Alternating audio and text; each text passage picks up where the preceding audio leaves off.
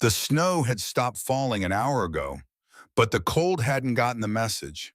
It hung in the air over Colorado Springs like something solid, something with weight. 42 degrees and dropping. The kind of cold that found the gaps in your jacket and reminded you that November didn't care about your plans or your comfort or the fact that you'd been riding since Pueblo and your back had been complaining about it for the last 30 miles. Cole Mercer didn't mind the cold. He'd stopped minding it somewhere around his third winter on the road back when he was young enough to think that not minding things made you tough. Now at 50 years old, he just accepted it. Cold was part of the deal.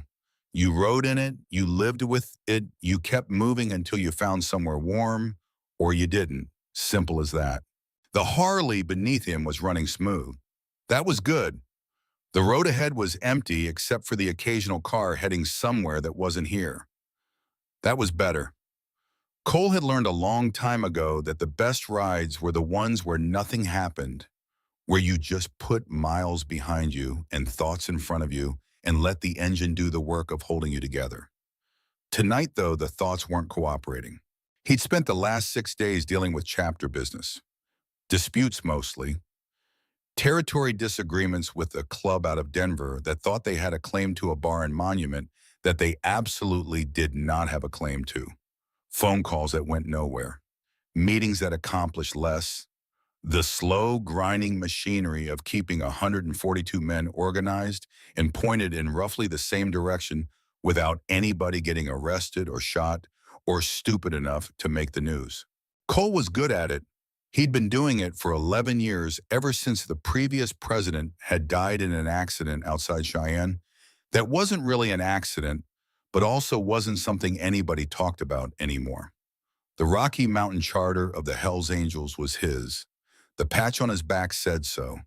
The 16 men who reported directly to him said so. The state lines and the clubhouses and the reputation that made people cross the street when they saw him coming, all of that said so.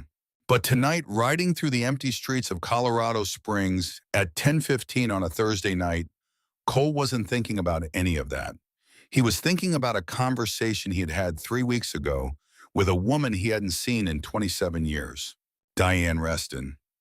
She'd been Diane Mercer once, back when she was his sister, and back when their last name still meant something to either of them besides a shared history they'd both spent decades trying to forget.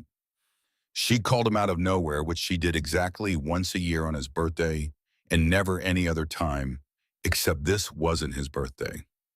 This was 3 weeks before Thanksgiving, and when he'd answered the phone and heard her voice, his first thought had been that someone was dead. Nobody was dead. That was the first thing she'd said. Nobody's dead, Cole. I'm just calling because I thought you should know that I've been thinking about Sarah lately, and I thought maybe you have too, Sarah. The name sat in Cole's chest like something that had never fully healed, like a bone that had been set wrong and just ached forever.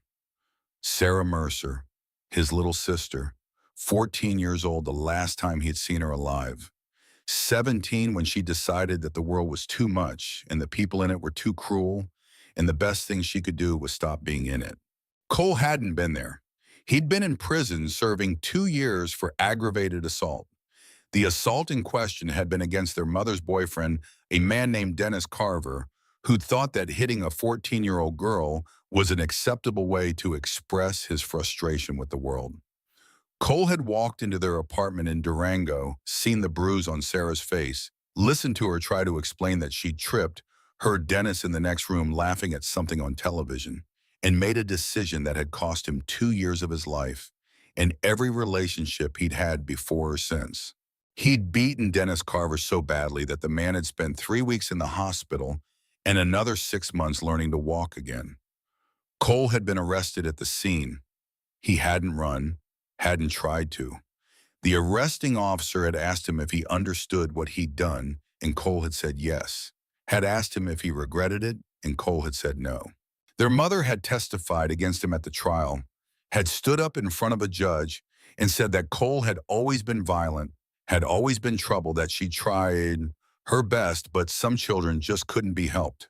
She'd chosen Dennis over her own son, and when Cole had been sentenced, she'd been in the courtroom holding Dennis's hand. Sarah had gone into foster care. Cole had written her letters from prison every week, but the letters had been returned unopened. The state didn't allow contact between minors in the system and convicted felons, even if the felon was their brother, even if the felon had been trying to protect them. When Cole got out, Sarah was gone. Not dead yet, just gone. Moved to a different home, a different city. The system wouldn't tell him where. Privacy laws, they said. For her protection, they said. So Cole had looked for her the only way he knew how, which was the hard way. Talked to people, followed leads, spent every dollar he had that wasn't going toward keeping himself alive. He found her 3 years later. Found her grave anyway. Sarah Ann Mercer, 2001 to 2018, 17 years old. The groundskeeper at the cemetery told him she'd been buried by the state, no service, no family, just a plot and a stone and a date that said she'd stopped existing on a Tuesday in March. Cole had stood at that grave for 2 hours, hadn't cried, hadn't said anything, had just stood there with his hands in his pockets and his jaw locked tight and something inside him shutting down that he'd never quite managed to turn back on. That was 32 years ago. Cole was 19 then. He was 50 now. He'd built a life in those 32 years or something that looked like a life if you didn't examine it too closely. He'd joined the Hells Angels 6 months after finding Sarah's grave because he'd needed something larger than himself to be part of, and because he'd already decided that the world was divided into people who had power and people who didn't, and he was never going to be powerless again. He'd worked his way up, proved himself, earned the patch, earned the rank, earned the respect of men who didn't give respect easily. He'd made decisions that kept people alive and decisions that did the opposite. He'd built a reputation that preceded him into every room he entered. He was Cole Mercer, president of the Rocky Mountain Charter, a man you didn't cross, didn't challenge, didn't underestimate. But he'd never had a family, never married, never had kids, never led anyone close enough to matter. Because the last time he'd loved someone, really loved someone, he'd failed to protect her, and she'd ended up in the ground at 17. Diane's phone call had opened all of that back up. I've been thinking about Sarah. Like it was a casual thing, like thinking about their dead sister was something you just did sometimes between grocery shopping and watching television. Cole hadn't known what to say. He'd settled on, yeah, me too. They'd talked for 11 minutes. Diane had told him she was living in Boulder, now had 2 kids, was divorced, was working as a paralegal. She'd asked him what he was doing, and he'd told her the truth, which was riding a motorcycle and running a club and trying not to think too hard about anything that happened before he turned 20. She'd said, "You know it wasn't your fault, right, Sarah? You know that wasn't on you." And Cole had said, "I know," even though he didn't, even though every part of him knew exactly whose fault it was. The conversation had ended with Diane saying she'd call again sometime, and Cole saying sure, and both of them knowing it was a lie, but performing it anyway, because that's what families did when they'd broken each other too badly to fix. Now riding through Colorado Springs with the cold pressing in and the engine vibrating up through his hands, Cole was thinking about that conversation, was thinking about Sarah's face the way it had looked at 14, with the bruise on her jaw that she tried to hide, was thinking about the grave with no flowers, no visitors, no evidence that she'd mattered to anyone. He was thinking about how you carry the dead with you, whether you want to or not. The radio in his helmet crackled. Logan's voice flat and efficient. Merc. Cole didn't slow down, just keyed the mic. Yeah. Alley, left side, 100 yards back. Cole's hands were already moving before his brain caught up, turning the bike, cutting back the way they'd come. He didn't ask what Logan had seen. Logan didn't make calls like that unless there was something worth calling. They'd been riding together for 11 years. Logan Hayes, 37 years old, built like a fence post, with eyes that caught details other people missed and a face that didn't show much of anything. Cole had saved Logan's life outside a bar in Durango, back when Logan was 26 and drunk enough to mouth off to the wrong people. Cole had stepped in, ended the situation before it got fatal, and Logan had been riding off his left shoulder ever since. It made Logan occasionally irritating in the way that people who owe you their lives can be always trying to balance a debt that can't really be balanced. But it also made him reliable in a way that Cole had learned not to take for granted. When Logan said there was something in an alley worth looking at, there was something in an alley worth looking at. Cole pulled up to the mouth of the alley, killed the engine, swung his leg off the bike. The sudden silence was loud. No cars, no voices, just the ambient hum of a city at night that wasn't quite asleep but wasn't paying attention either.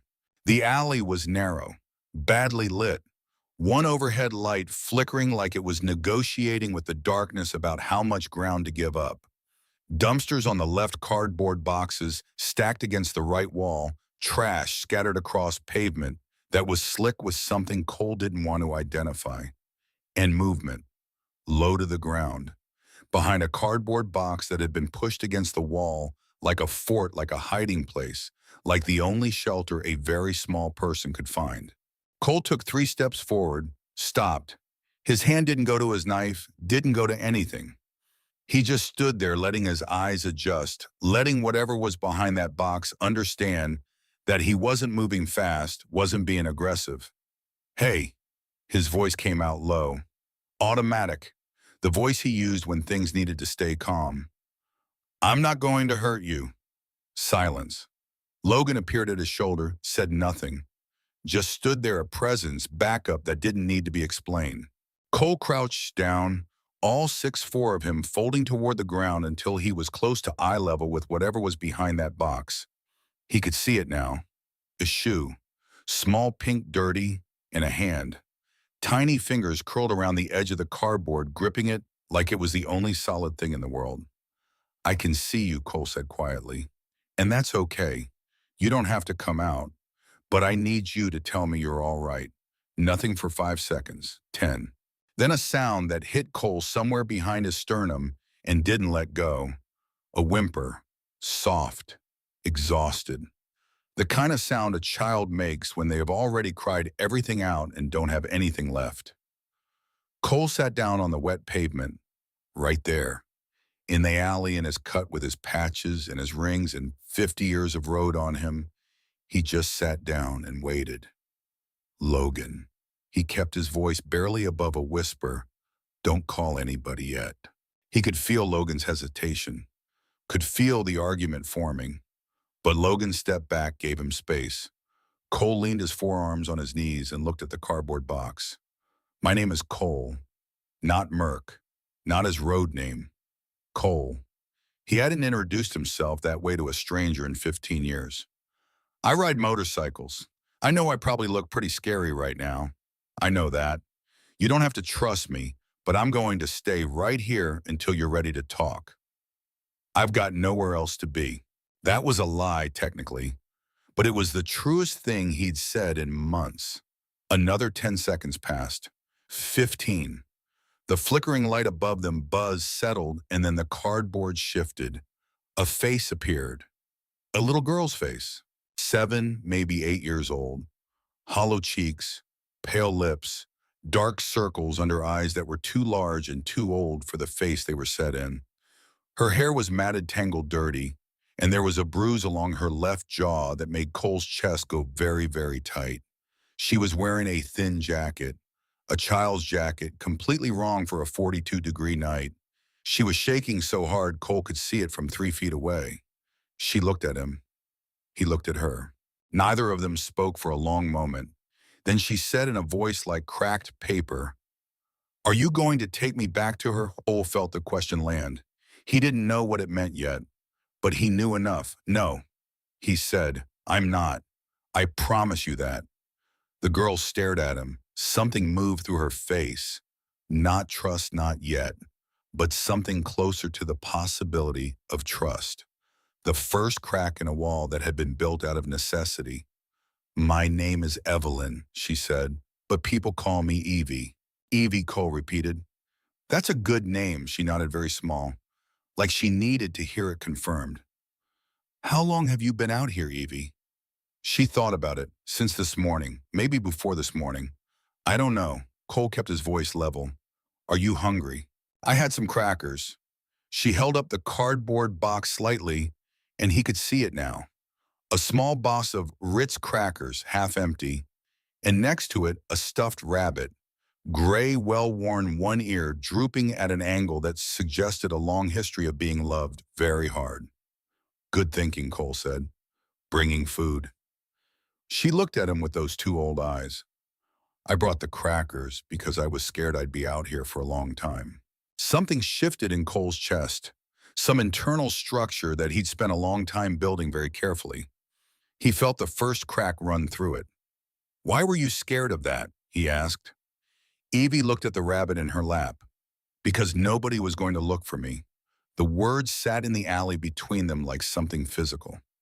Cole waited, didn't push, just sat there on the wet pavement with the cold seeping through his jeans and his cut and into his bones, and he waited. It took another 6 minutes to get the full story, not because Evie was reluctant. She told it in the disjointed way that children that tell the worst things that have happened to them, jumping between details like stones across water, sometimes landing steady, and sometimes slipping. Cole listened to every word. He did not let his face show what he was feeling because he had learned long ago in rooms full of hard men that a face that showed too much could stop a person from continuing. Evie's mother had died 14 months ago. Breast cancer, she said, in the matter-of-fact way that children describe catastrophic things because they don't yet have the full vocabulary for grief. After that, she'd gone to live with her father, and her father had a girlfriend. The girlfriend's name was Vanessa.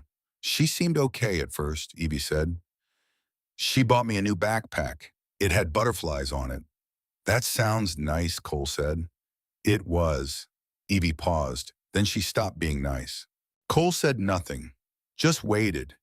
She started saying things. That I was in the way, that my dad liked me better than her, that I was a problem. Evie's voice was very flat now, the flatness of a child who has been told something often enough that they've started to believe it. She hit me once, but I fell, so my dad thought I just fell. She told him I had fallen before I could say anything. Cole's jaw tightened. He didn't move, didn't change his expression. Today she told me she had a surprise for me, a new school. She said Dad had agreed to try a new school and she was going to take me to see it. Evie looked up. I wanted to believe her. I really wanted it to be true. You couldn't have known, Cole said. She drove me to the street, told me to go down the alley and look for the red door. She said the school had a special entrance like it was for special kids. Evie's chin trembled just slightly before she pulled it back under control. I went in. There was no door.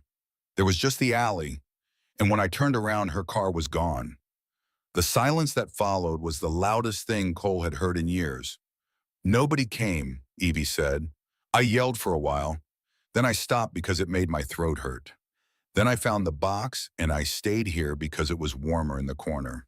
Cole looked at her for a long moment, at the bruise, at the thin jacket, at the crackers and the rabbit and the face of a 7-year-old who had decided somewhere in that alley that no one was coming for her and that the best she could do was survive the night with what she had. He thought about his own childhood. He thought about Sarah. He thought about a lot of things. Then he stood up.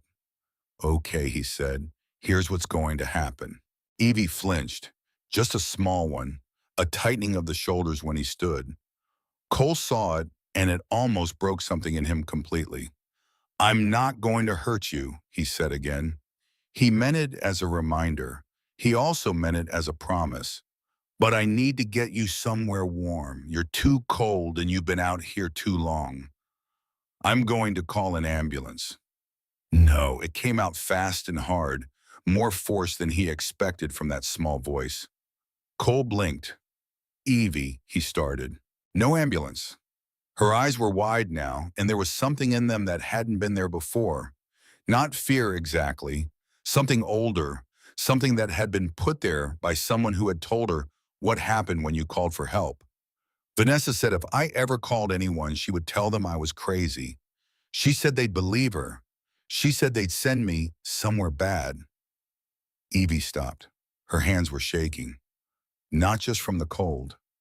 Cole crouched back down, level with her. Vanessa isn't here, he said. Vanessa doesn't have a say in this. Vanessa left you in an alley in 42-degree weather and drove away. He paused. Whatever Vanessa told you, I need you to set it aside right now, just for tonight. And trust me, can you do that? Evie stared at him. She was weighing something. He could see it happening behind her eyes. Some calculation that a 7-year-old should never have had to make. You don't look trustworthy, she said. It startled a sound out of Cole that he hadn't made in so long he almost didn't recognize it. Not quite a laugh, something close. No, he said. I know I don't. You have a skull on your jacket, I do. And a lot of tattoos, I won't argue that. Evie looked at the rabbit, then at him, then at the rabbit again. Then she said, My mom said you shouldn't judge people by how they look. Your mom sounds like a smart woman. She was. Evie's voice dropped to almost nothing on the last word. She really was. Cole stayed very still. Then let's honor that, he said quietly. Let's let her be right. Logan appeared at his shoulder again. Cole stood and the two men stepped just far enough away that Evie couldn't hear them clearly, but close enough that Cole could still see her. Ambulance is 12 minutes out minimum, Logan said low and fast. Weather's dropping. She's hypothermic murk. Look at her lips. Cole had already looked. The color was wrong. Pale, moving toward blue at the edges. We're not waiting 12 minutes. You want to put a half-frozen 7-year-old on the back of a Harley St. Matthews is 4 minutes from here. Logan stared at him. This is insane. Yep, the hospital staff is going to lose their minds. Probably. The cops are going to have questions. They can get in line. Cole turned back toward Evie. I'm going to take her myself. You ride behind us. Call ahead to the hospital. Tell them what's coming. What exactly do I tell them is coming? Cole looked at him evenly. Tell them a child needs emergency care. That's all they need to know right now. Logan pressed his mouth into a thin line, the expression he made when he disagreed but had already decided to comply. He pulled out his phone. Cole walked back to Evie, crouched down one more time. Okay, he said. I'm going to carry you to my motorcycle. I know that sounds terrifying. I'm going to hold you very carefully, and I'm going to get you to a hospital in 4 minutes. And I need you to hold on to me the whole time. Can you do that? Evie looked at the motorcycle visible at the mouth of the alley, then at Cole. I've never been on a motorcycle, she said. First time for everything. She thought about it for one more second. Then she reached up. Small arms, the arms of a child who had been deliberately not held by the people who were supposed to hold her, and she wrapped them around his neck. Cole stood up slowly, carefully, keeping her pressed against his chest and tucking his cut around her as best he could. She was light in a way that hollowed him out. She smelled like cold air and cardboard, and something underneath that was just childhood. Just a little kid. Just a little girl who had been left in an alley by someone who was supposed to love her. He walked toward the bike. Her face was buried in his shoulder. She was still shaking. He could feel it moving through her whole small body, and he tightened his arms slightly in response, trying to give her something solid to push against. You still with me? He asked. Yes, she said into his jacket. Don't drop me. I'm not going to drop you. She was quiet for a second. Then, do you promise Cole Mercer, chapter president, road veteran man, who hadn't made a casual promise to anyone in over a decade, said without hesitation? Yeah, Evie, I promise. He rode faster than he should have and slower than he wanted to. Every instinct in him was screaming to push it to get her there faster, to close the distance between that alley and those hospital doors in half the time. But she was on the bike with him, and she was small, and she was already fragile in ways he couldn't yet fully measure. So he rode hard and controlled, and he kept one arm wrapped around her at all times, and every red light felt like a sentence. Evie didn't speak during the ride, but she didn't let go either. She kept her face tucked against him, and every few seconds he could feel her grip tighten slightly, just slightly, as though she was reminding herself that he was still there. He was still there. 4 minutes and 40 seconds after leaving the alley, Cole Mercer pulled his motorcycle to the entrance of St. Matthew's Hospital. He kicked the stand, swung off with Evie still in his arms, and walked through those sliding glass doors without slowing down. The emergency room was mid-chaos, the standard Thursday night rotation of bad decisions and bad luck that every emergency room in America ran on after 10 in the evening.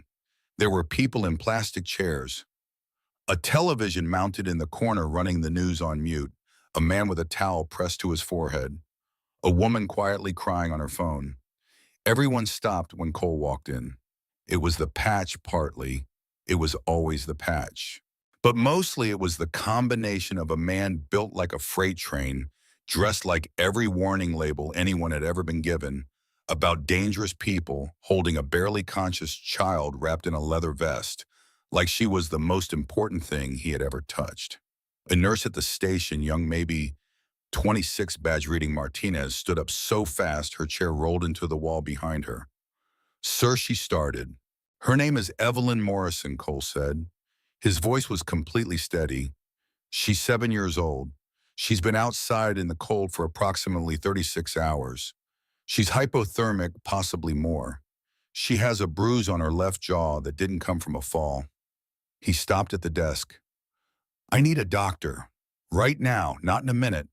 Right now." Martinez stared at him, at the child, back at him. "Where did you—" she began. "I found her in an alley on 5th and Cascade. I will answer every question you have. But first, doctor." Now, for 1 second, just one, Martinez looked like she was going to argue. Then Evie made a sound. Small, weak. A sound that crossed every boundary and landed in the chest of every person in that room who heard it.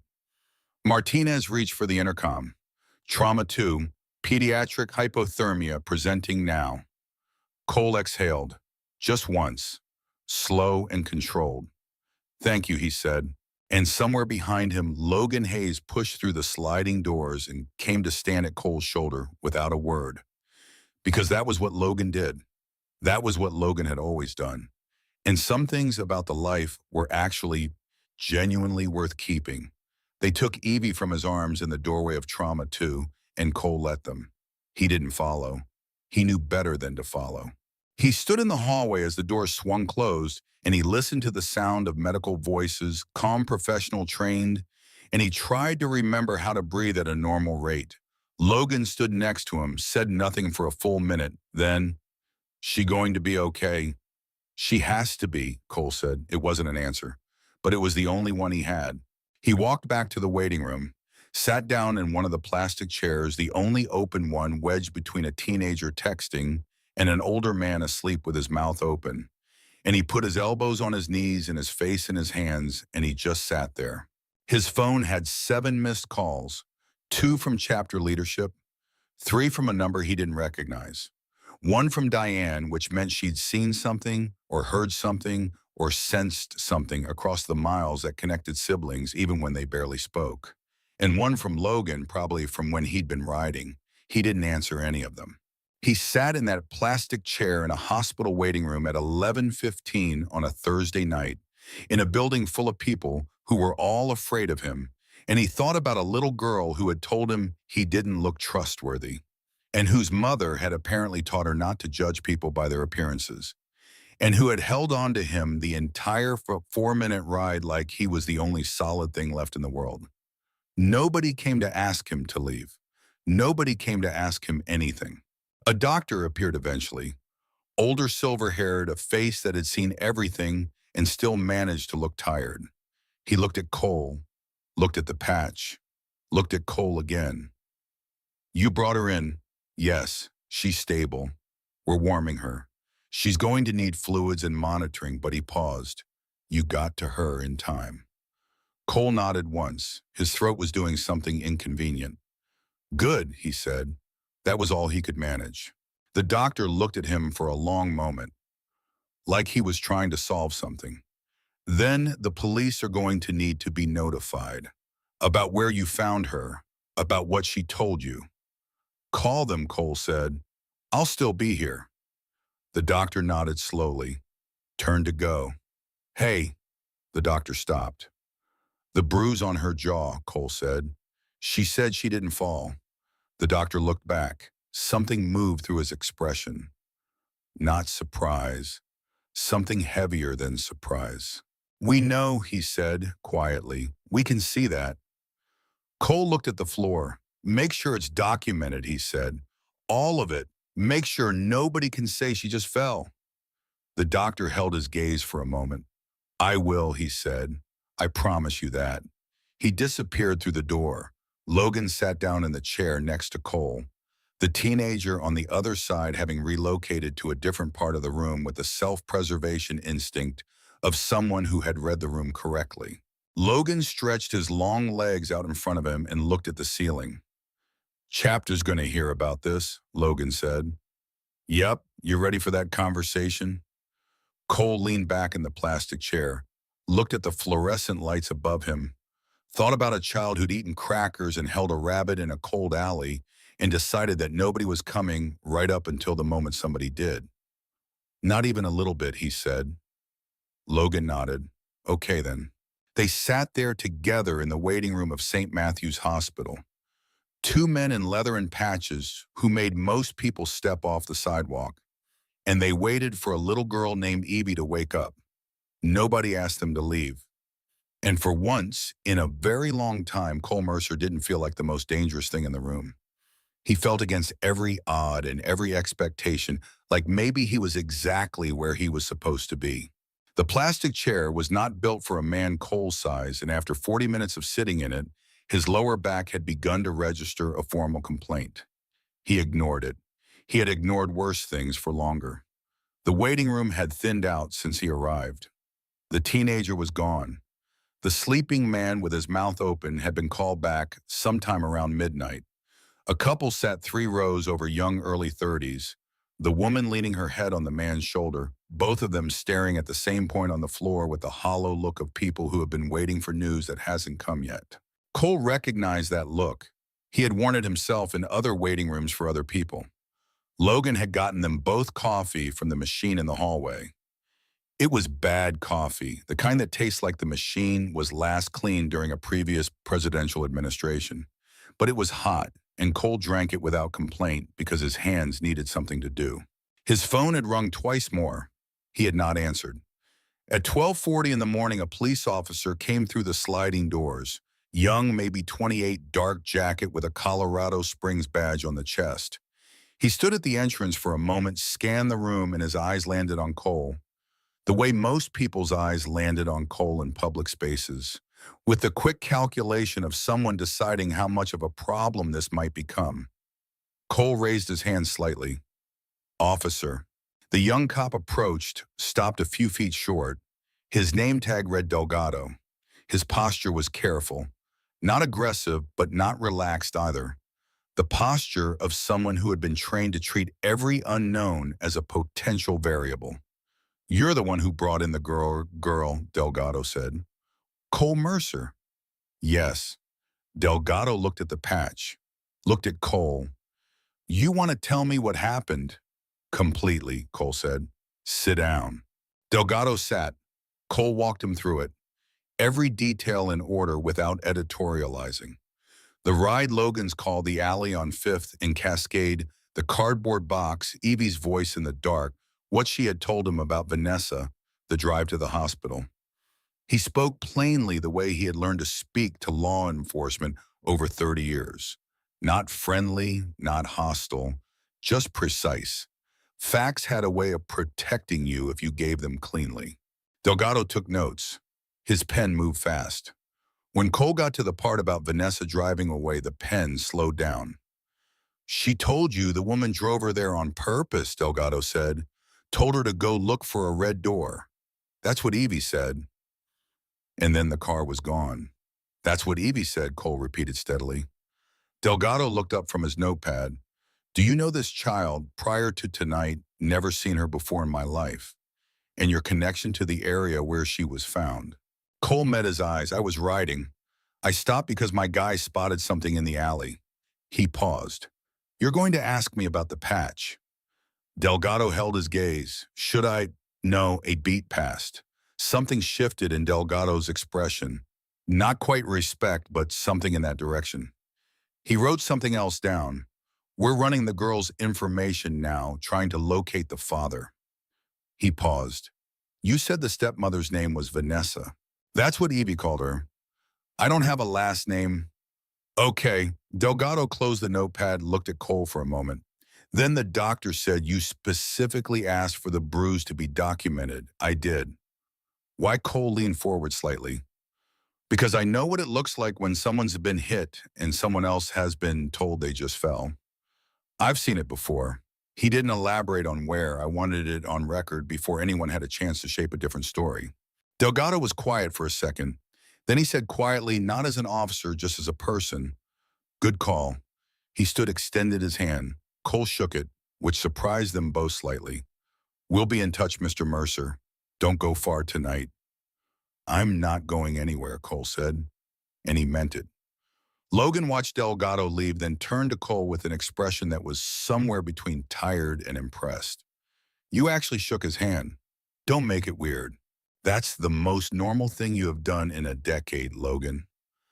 Yeah, drink your terrible coffee. Logan drank his terrible coffee. It was nearly 1:30 when the nurse Martinez, the one from earlier, came to find him. She looked less shaken now, more settled into the professionalism that emergency room nurses develop as armor. But there was something in how she looked at Cole that had changed. Something had been recalibrated. She's awake, Martinez said. She's asking for you, and Cole was on his feet before Martinez finished the sentence. She specifically said your name, she asked. She said the big man who smelled like motorcycles. Martinez almost smiled. I assume that was you. Logan stood automatically, but Cole held up one hand. Stay. Logan sat back down without argument. Cole followed Martinez through a set of double doors and down a corridor that smelled like antiseptic, and something beneath it, something human and tired. The hospital at 1:30 in the morning had its own particular weight. Quieter than day, more honest somehow. The way things get when the performance of daylight is worn off. Martinez stopped outside a room. She's been asking questions, she said, lowering her voice. About where she's going, about her dad. We haven't been able to reach him yet. She paused. She seems calm, actually. More calm than most adults in her situation. She's been practicing, Cole said. Martinez looked at him, not understanding. Practicing being calm, he said. When you don't have any other options, you practice being calm. He paused. How long before someone comes to get her? We have a call into Child Protective Services. They'll send someone. It could be a few hours. Cole nodded slowly. Is it okay if I sit with her until someone comes? Martinez studied him for a moment. The patches, the tattoos, the sheer physical scale of him. And then she said something that he would remember for a long time. She said, she's safer with you in the room than without you. Yes, go in. Evie was sitting up in the hospital bed, which was too large for her, in the way that all hospital beds are too large for children, making her look even smaller than she was. She had an intravenous line in her left arm and a warming blanket pulled up to her chin. Her color was better. The blue was gone from her lips, replaced by the pale pink of a child who was cold but returning. The rabbit was on the pillow next to her. Someone had found it in Cole's jacket pocket when they'd taken her in and made sure it got back to her, and Cole made a mental note to find out who that was and acknowledge it. Evie looked up when he came in. Her face did something complicated. Relief and weariness, and something else that Cole recognized as the expression of someone who had hoped for something and was now afraid that the hoping had been a mistake. You stayed, she said. Said I would. She looked at the rabbit. People say things, I know. Cole pulled a chair close to the bed, a real one this time, not a plastic waiting room chair, and sat down. I'm still here. Evie was quiet for a moment. She plucked at the edge of the warming blanket. Is my dad coming? Cole held her gaze. They're trying to reach him right now. He doesn't know where I am. No, but they'll find him. Evie's jaw tightened. For a 7-year-old, she had a remarkable amount of control over her face, which told Cole a great deal about how long she had needed that control. He's going to be so scared, she said. Yeah, Cole said. He probably is. Is he going to think it's my fault? The question hit the room like something thrown. Cole kept his face steady. No, he said. This is not your fault, not one piece of it. Evie looked at him with those careful eyes. Vanessa's going to say it is. Vanessa doesn't have a lot of credibility right now, Evie. She left a 7-year-old in an alley. He paused. That's not something people get to explain their way out of. Evie considered that for a long moment. What if my dad believes her anyway? Cole thought about all the things he knew about men who chose the wrong people and then had to choose between those people and their children. He thought about how often they chose wrong. He thought about the specific cruelty of that particular failure and how it left marks that didn't fade. But he also thought about a father who didn't yet know his daughter had been missing for 36 hours, about what that man was going to feel when he found out, about how that feeling, if it was the right kind, could be more powerful than anything Vanessa had ever told him. I think Cole said carefully that when your dad finds out what really happened, he's going to have to make a choice. And I think that choice is going to tell you everything you need to know. Evie looked at him for a long time. That's a very grown-up answer, she said. You asked a very grown-up question. She thought about that, then very quietly. I'm tired of being grown up. Something broke open in Cole's chest, not the crack from earlier. Something wider, something that had been sealed for a long time, sealed with all the practical necessities of the life he led and the man he'd become, and the years of deciding that certain kinds of feeling were a luxury the road didn't allow. I know, he said. His voice was lower than he intended. I know you are. Evie pulled the rabbit into her lap, held it with both hands. His name is Thomas, she said. Good name. My mom gave him to me before she got really sick. She smoothed one of Thomas's ears flat. She said that when I was scared, I should hold him, and it would be like she was holding my hand. Cole couldn't speak for a moment. Does it work? He finally managed. Evie nodded very small. Yeah, she said, most of the time. They talked for a long time about small things mostly. The way you do when you're both trying not to collapse under the weight of the large things. Evie asked him how motorcycles worked. He told her in simple terms, and she listened with the focused attention of a child who was genuinely curious about how the world operated. She asked him if he had any kids. He said no. She asked him why not. He said it was a long story. She said she had time. He said fair enough and told her the short version, that he had lived a life that hadn't made much room for the things that required roots, and that there were things he regretted about that, even if he'd never said so out loud before. That's sad, Evie said. A little bit, he admitted. You'd be a good dad, she said. The matter-of-fact certainty of a child who had processed something and reached a conclusion. You stayed. Cole looked at his hands. Big hands, scarred, tattooed hands that had done a lot of things, some of which he was proud of, and some of which he was not. He turned them over once slowly and then looked back at Evie. Thank you, he said, and he meant it in a way that went all the way down. It was at that exact moment, 1:53 in the morning, in a room at St. Matthew's Hospital, that the door opened and a man came in. Cole had a particular instinct for reading people the second they entered a room, honed over 30 years of situations where being wrong about a person could cost you everything. He read the man instantly.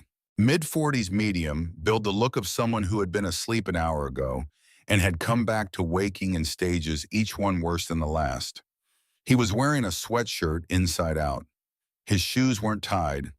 His face was the face of a man who had been handed information he couldn't fully metabolize yet. He was Evie's father. He stopped inside the doorway. His eyes went straight to Evie the way eyes do when they have been terrified of not seeing something, and then they see it. He made a sound that wasn't quite a word, just sound the compressed release of something enormous. Dad. Evie's voice broke on the single syllable. He crossed the room in 4 steps. Cole stood automatically and stepped back, giving the man all the space in the world, pressing himself against the far wall and becoming as best he could invisible. The man gathered Evie into his arms carefully around the intravenous line around the warming blanket and held her in the way that only a parent who has been very specifically afraid holds a child. Like he needed to verify with his whole body that she was actually there. Evie cried. The held-back practical two-old tears that she had kept contained all evening finally came loose, and she cried into her father's sweatshirt with the full-throated grief of a child who had been waiting without knowing it for exactly this permission. Cole stood against the wall and looked at the ceiling and breathed through his nose. The father's name was David, David Morrison. He pulled back eventually enough to look at his daughter's face to look at the bruise, and Cole watched the moment David Morrison saw the bruise and understood what it meant. He watched the understanding move through the man's face like weather, like a storm front that changes everything it passes over, Evie, David said, his voice very low. Who it was, Vanessa, Dad. Evie said it plainly. She had apparently been waiting to say it. She hit me and she left me in the alley. She told me it was a new school, but there was no school. She just left me there. David Morrison sat back. His hands were still on Evie's arms. His face had gone through several things in quick succession and had arrived at an expression Cole recognized. The expression of a man who was facing the specific terrible knowledge that he had failed to protect someone he loved and that the failure had not been abstract, that it had been a bruise, that it had been an alley, that it had been 36 hours of cold and crackers in a stuffed rabbit and no one coming. Oh God, David said. It came out barely above a whisper. Oh baby, I'm so sorry. You didn't know, Evie said with more generosity than the situation required. I should have known. David's voice cracked on the last word, split clean down the middle. I saw signs, Evie. I saw things and I told myself. He stopped, pressed his eyes shut. When he opened them, they were wet. I'm so sorry. Evie looked at her father for a long moment, the calculating look of a child deciding something important. Then she said, Cole found me. David looked up, seemed for the first time to register that there was another person in the room. His eyes found Cole against the wall, and Cole watched the man take in the full picture. The size, the leather, the patches, all of it. And he watched David Morrison make the same calculation that every person who encountered Cole made and arrived somewhere different from where most of them landed. You found her, David said. My guy spotted her first, Cole said. I just stopped. David looked at him, really looked. The kind of looking that had nothing to do with what was on the surface. Then he stood up from the bed. He crossed the room to where Cole was standing against the wall, and Cole stayed completely still because the situation was uncertain and unpredictable, and David Morrison was operating on hours of terror and grief and guilt, and Cole did not know what direction any of that was going to move. David Morrison put both hands on Cole's shoulders. Cole was taller by several inches, broader by a significant margin, and David Morrison stood there and looked up at him, and his face was completely open in the way that faces get when a person has run out of the energy required to keep them closed. Thank you, David said. The words were raw, unfinished sounding, like they were trying to carry weight that words weren't built for. Thank you. Cole put one hand briefly on the man's shoulder. Take care of her, he said. That's all. David nodded, pressed his mouth together, nodded again. Then he turned back to his daughter and sat on the edge of the bed, and Evie leaned against him, and the two of them stayed like that. The father in the inside-out sweatshirt and the daughter in the too large hospital bed pressed together in the specific gravity of people who have nearly lost each other and have decided without needing to say it, never to take that for granted again. Cole picked up his jacket from the chair. He moved quietly toward the door. Cole. Evie's voice stopped him. He turned. She was looking at him from her father's side, Thomas the rabbit in her lap, intravenous line in her arm, warming blanket still pulled to her chin. She looked like what she was, A child who had been through something terrible and had come out the other side of it into something that might eventually be okay. Will you come back? She asked. Cole looked at her, at the rabbit, at the bruise that was going to fade and the story that was not going to, and the father holding her like he intended to keep doing exactly that. Yeah, he said, I'll come back. He meant that too. He pushed through the door, walked back down the corridor, came out through the double doors into the waiting room where Logan was asleep in a plastic chair with his arms folded and his chin on his chest. Cole stood there for a second and looked at his phone. 11 missed calls now. 7 from numbers he didn't recognize, which meant the story was already moving, already traveling the way things traveled in the life. Best transformed, growing in the telling. He woke Logan with a hand on his shoulder. Logan startled upright, hand moving to his side automatically before his eyes caught up with where he was. Then he settled, looked at Cole. She okay? Her dad's with her. Logan exhaled, rubbed his face. What's the play? Cole looked at the hospital doors, at the night beyond them, at the city sitting quiet and dark and full of alleys where things happened that no one saw. We go home, he said, and tomorrow we figure out what comes next. Logan stood, rolled his neck, reached for his jacket. You know this isn't over, he said. Not a question. No, Cole agreed, it's not. Because it wasn't.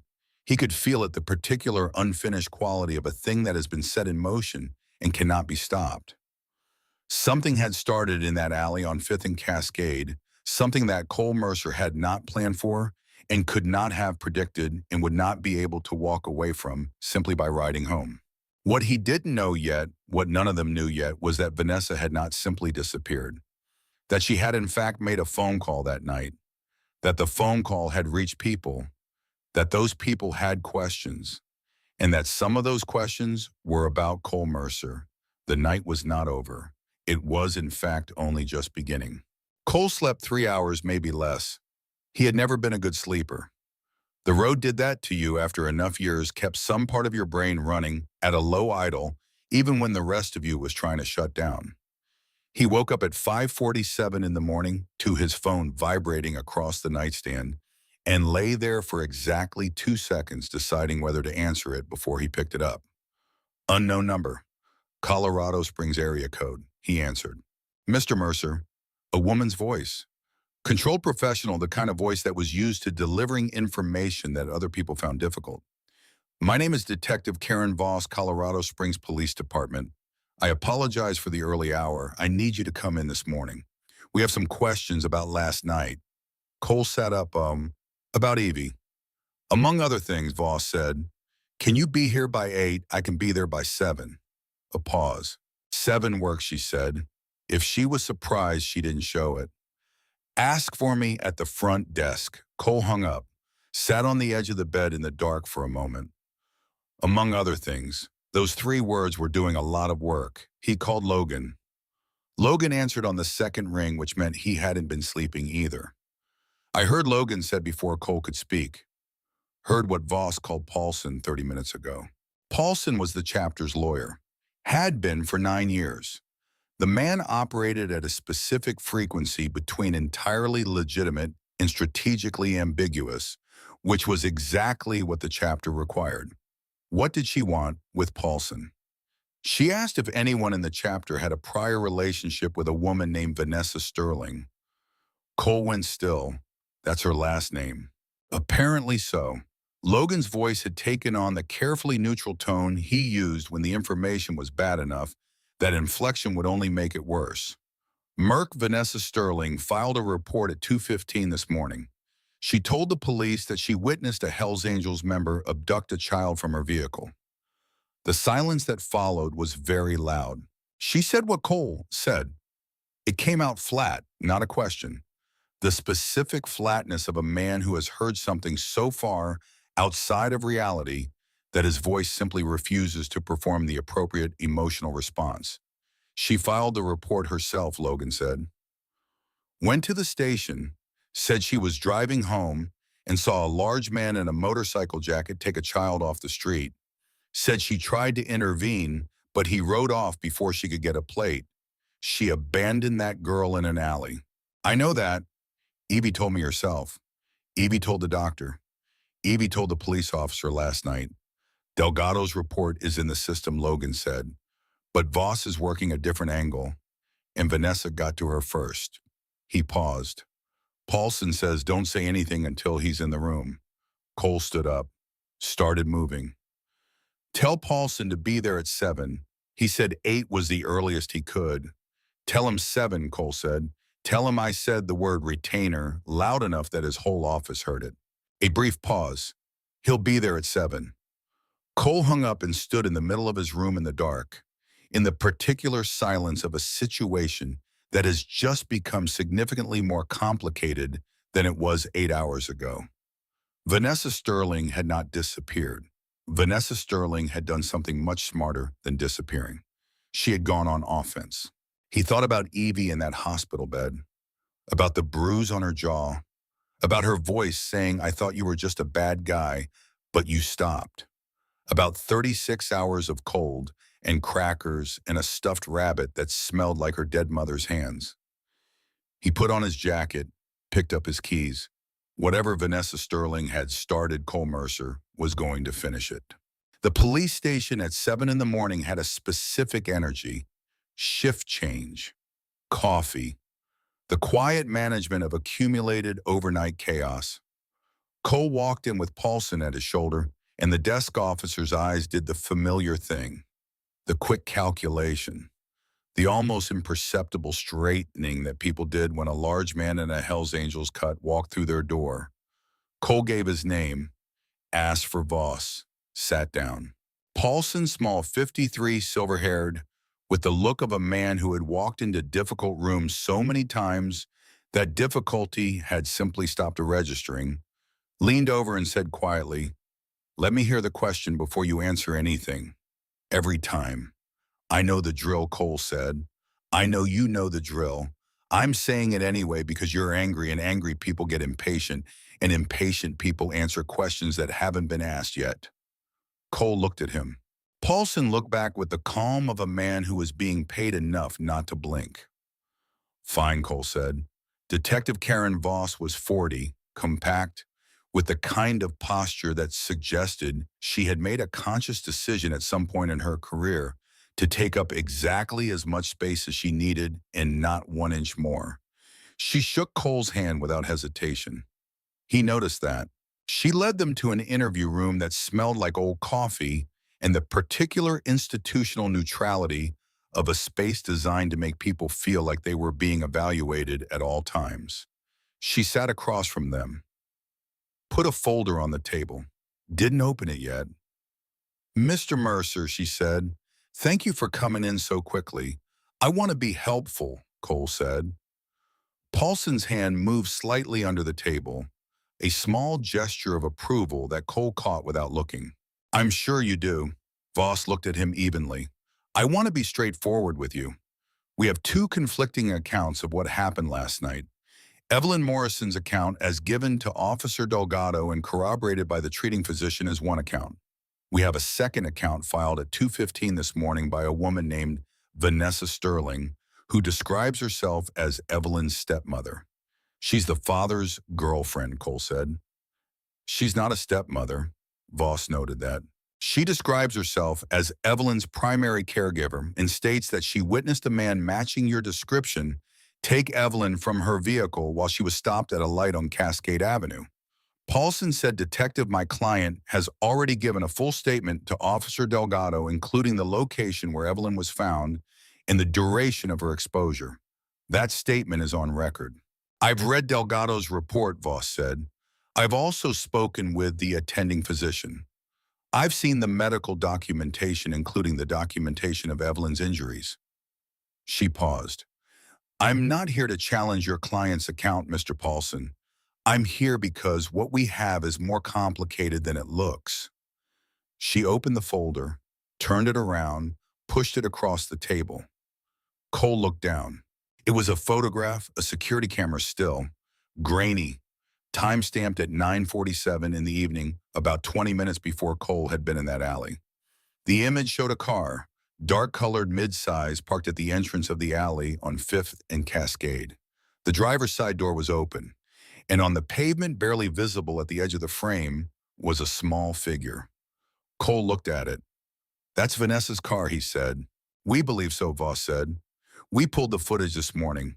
The timestamp puts her vehicle at that location 38 minutes before you arrived." She paused. The image shows a child being helped out of the vehicle. Not pulled, not dragged, walked out with Vanessa's hand on her shoulder. Cole's jaw tightened. She walked her into the alley and left her. "That's one reading," Voss said. "Vanessa's reading is different." "I know what Vanessa's reading is," Cole said. Paulson's hand moved again. Slower this time. The gesture of a man pumping the brakes. Cole stopped. Voss looked at him steadily. "Vanessa's reading," she continued, "is that she was dropping Evelyn off at a tutoring session. That she drove away believing Evelyn had gone inside safely. That she had no knowledge Evelyn was in the alley." She paused. "She has a receipt. A tutoring center on 5th Street. She claims that Evelyn misread the address." The room went very quiet. Cole stared at the folder, at the photograph, at the timestamp. He thought about everything Evie had told him, the precise, jagged childhood clarity of it, the red door, the school that wasn't there, the car that was gone before she turned around. "Evelyn is 7 years old," Cole said carefully. "She told me specifically that Vanessa said the school had a special entrance, a red door. She went into the alley looking for it." He paused. "There is no tutoring center with a red door, detective. You know that." "We're checking," Voss said. "The bruise on her jaw," Cole said. "Vanessa says Evelyn fell in the alley, that she must have tripped in the dark. The doctor documented it as consistent with impact, not a fall." "Doctors document what they observe," Voss said. "Interpretation is a different matter." Her tone was careful, precise, the tone of someone laying out the landscape of a problem rather than arguing a position. "Mr. Mercer, I am not telling you I believe Vanessa Sterling's account. I am telling you that she has constructed one, and it has enough surface plausibility that I cannot simply dismiss it, which means this becomes a case." She looked at him. "And you become a witness." "I found that little girl," Cole said, "in an alley, half frozen, after 36 hours. I know. She told me what happened. She told a lot of people what happened." Voss closed the folder. "Evelyn's account is consistent across every telling. That matters. What also matters is that Vanessa Sterling has a lawyer already. And that lawyer filed an emergency motion at 6 this morning to have Evelyn placed in Vanessa's custody pending investigation." The air in the room changed. Cole felt something move through him that was colder than the night had been. "She filed for custody," he said. "She's claiming to be the child's primary caregiver. She's claiming the father is unfit, citing a prior offense from 3 years ago. And she's positioning herself as a responsible party who was trying to help Evelyn and whose good intentions were disrupted by." Voss paused, choosing her words with surgical precision, "an unknown individual with a criminal history who took Evelyn before Vanessa could ensure her safety." Cole's hands were flat on the table. He was aware of them being flat because he was making a deliberate choice to keep them that way. "My client Paulson said with the cool of a man who had practiced this particular cool for 3 decades, has no charges that resulted in conviction relevant to child welfare detective. Whatever you've been told about his history." "I know his history," Voss said. She looked at Cole, not Paulson. "I know exactly who you are, Mr. Mercer. I ran you thoroughly before this meeting." She paused. "I also know that you stayed at that hospital from 11 in the evening until approximately 3 in the morning, waiting for a child you had found in an alley to be declared stable. I know that you asked the medical staff to specifically document the child's injuries. I know that you cooperated fully with Officer Delgado when most people in your position, with your particular complicated relationship with law enforcement, would have dropped the child off and left." She folded her hands on the table. "I'm trying to figure out who you are in this story, Mr. Mercer, because right now you're either the most important witness I have or you're about to become the story itself, and I'd rather you be the witness. Cole looked at her. She was smart. He had known that within 90 seconds of sitting down, and he respected it even as it complicated everything. What do you need from me, he asked. Merc Paulson said. What do you need, Cole repeated. Voss looked at him for a long moment. Then she said, I need you to be very, very careful. Because Vanessa Sterling is not stupid. She knows that a Hells Angels president finding a missing child is a story that looks good unless it stops looking good. And the easiest way to make it stop looking good is to make you the problem. She paused. She's going to try to make you the problem. I know, Cole said. Do you have anyone who can speak to your character? Anyone outside your organization? Community members, local figures, people whose word carries weight in a courtroom or a custody hearing? Cole thought about it. A few, he said. I'd start making calls. Voss said, the custody motion is being heard tomorrow morning. Cole went very still. Tomorrow. Vanessa's lawyer filed for emergency consideration. The judge granted it. She looked at him steadily. David Morrison needs a lawyer who can respond to this today. Not tomorrow. Today. And Evelyn's voice needs to be in that courtroom, which means someone needs to argue for a guardian ad litem before this afternoon. She paused. I'm telling you things I'm not strictly required to tell you because Evelyn Morrison is a 7-year-old child who has already had too many adults make the wrong call, and I am not going to be one of them. She stood. I think we're done here. Cole stood, extended his hand. Voss shook it. Her grip was firm and did not hesitate. Mr. Mercer, she said as he turned toward the door. He looked back. Whatever you did or didn't do in your life before last night you did the right thing. I want that on the record. Even if it never goes anywhere official. She held his gaze. Don't let anyone take that away from you. Cole looked at her for a moment. Then he said, thank you, detective. And he walked out. Paulson was on his phone before they hit the hallway. Cole stood outside the interview room and called Logan. The call connected on the first ring. We have a problem, Cole said. Bigger than the one we had 20 minutes ago. Vanessa filed for emergency custody of Evie. Hearings tomorrow morning. He heard Logan go silent in a way that meant he was processing. I need David Morrison to have a lawyer in the next 3 hours. A good one. Family law, not criminal. I know someone, Logan said. Diane Marsh. She's out of Denver, but she takes cases like this. She owes me a favor. Long story, call it in. Already pulling up her number. A pause. Merc, what does Vanessa think she's doing? She can't actually win this. Cole pushed through the door into the cold morning air. She doesn't need to win, he said. She needs to slow it down. She needs to muddy the water. She needs Evie in her custody long enough to get to her before this case solidifies. He stopped walking. And she needs me to look like the villain in this story instead of her.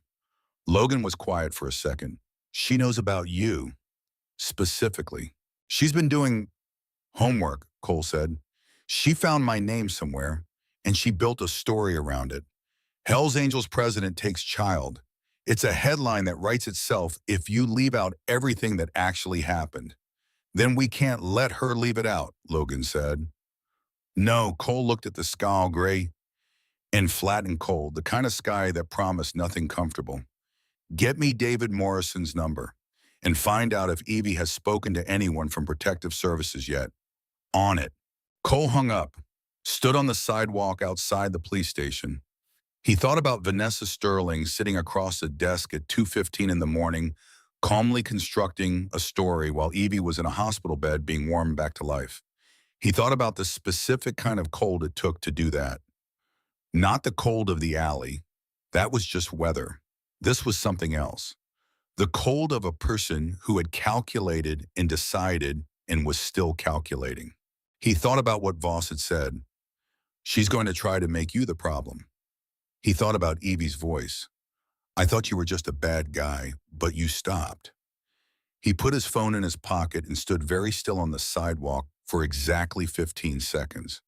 The amount of time he allowed himself in the worst situations to feel the full weight of something before he picked it up and started moving with it. 15 seconds. Then he started moving. David Morrison answered on the third ring. His voice was raw. The voice of a man who had slept minimally and wept more than he usually would have admitted to, and was now running on the thin-wired energy of a parent who had been afraid and was still afraid, just about different things now. Cole told him about Vanessa's custody motion quickly and without softening it, because David needed information more than he needed comfort right now, and softening it would only cost him time he didn't have. The silence on the other end lasted 4 seconds. Then David said, "She's trying to take Evie. She's trying to get in front of the story," Cole said. "She knows that if Evie testifies, if this goes to any kind of hearing or proceeding with Evie's account on record, Vanessa's finished. So she's trying to create a version of events where she's the responsible adult, and I'm the threat, and you're the unfit father. And she's trying to establish that version before the real one has time to solidify." "She can't do this," David said. The words were tight, stretched thin over something that was either fury or panic or both. "She left my daughter in an alley." "I know. Evie told me what she did.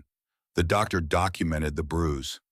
"I know all of that, David, and it matters. But it only matters if it gets heard. You need a lawyer today. Someone who can respond to this motion before 5 this evening. I have a name." A pause. I don't have the kind of money that—" "Don't worry about the money right now," Cole said. And he said it with the particular steadiness of someone who has already made a decision about something and is not inviting discussion. "Her name is Diane Marsh. She's out of Denver. She's going to call you in the next 30 minutes. When she does, tell her everything. Start from the beginning and don't leave anything out. Why are you doing this?" David's voice had gone quiet, not suspicious, something closer to confused. The confusion of a man who has been told in 100 ways over a long life what kind of people exist and what they want from you, and who is currently watching that framework fail to explain what's in front of him. "You don't know us."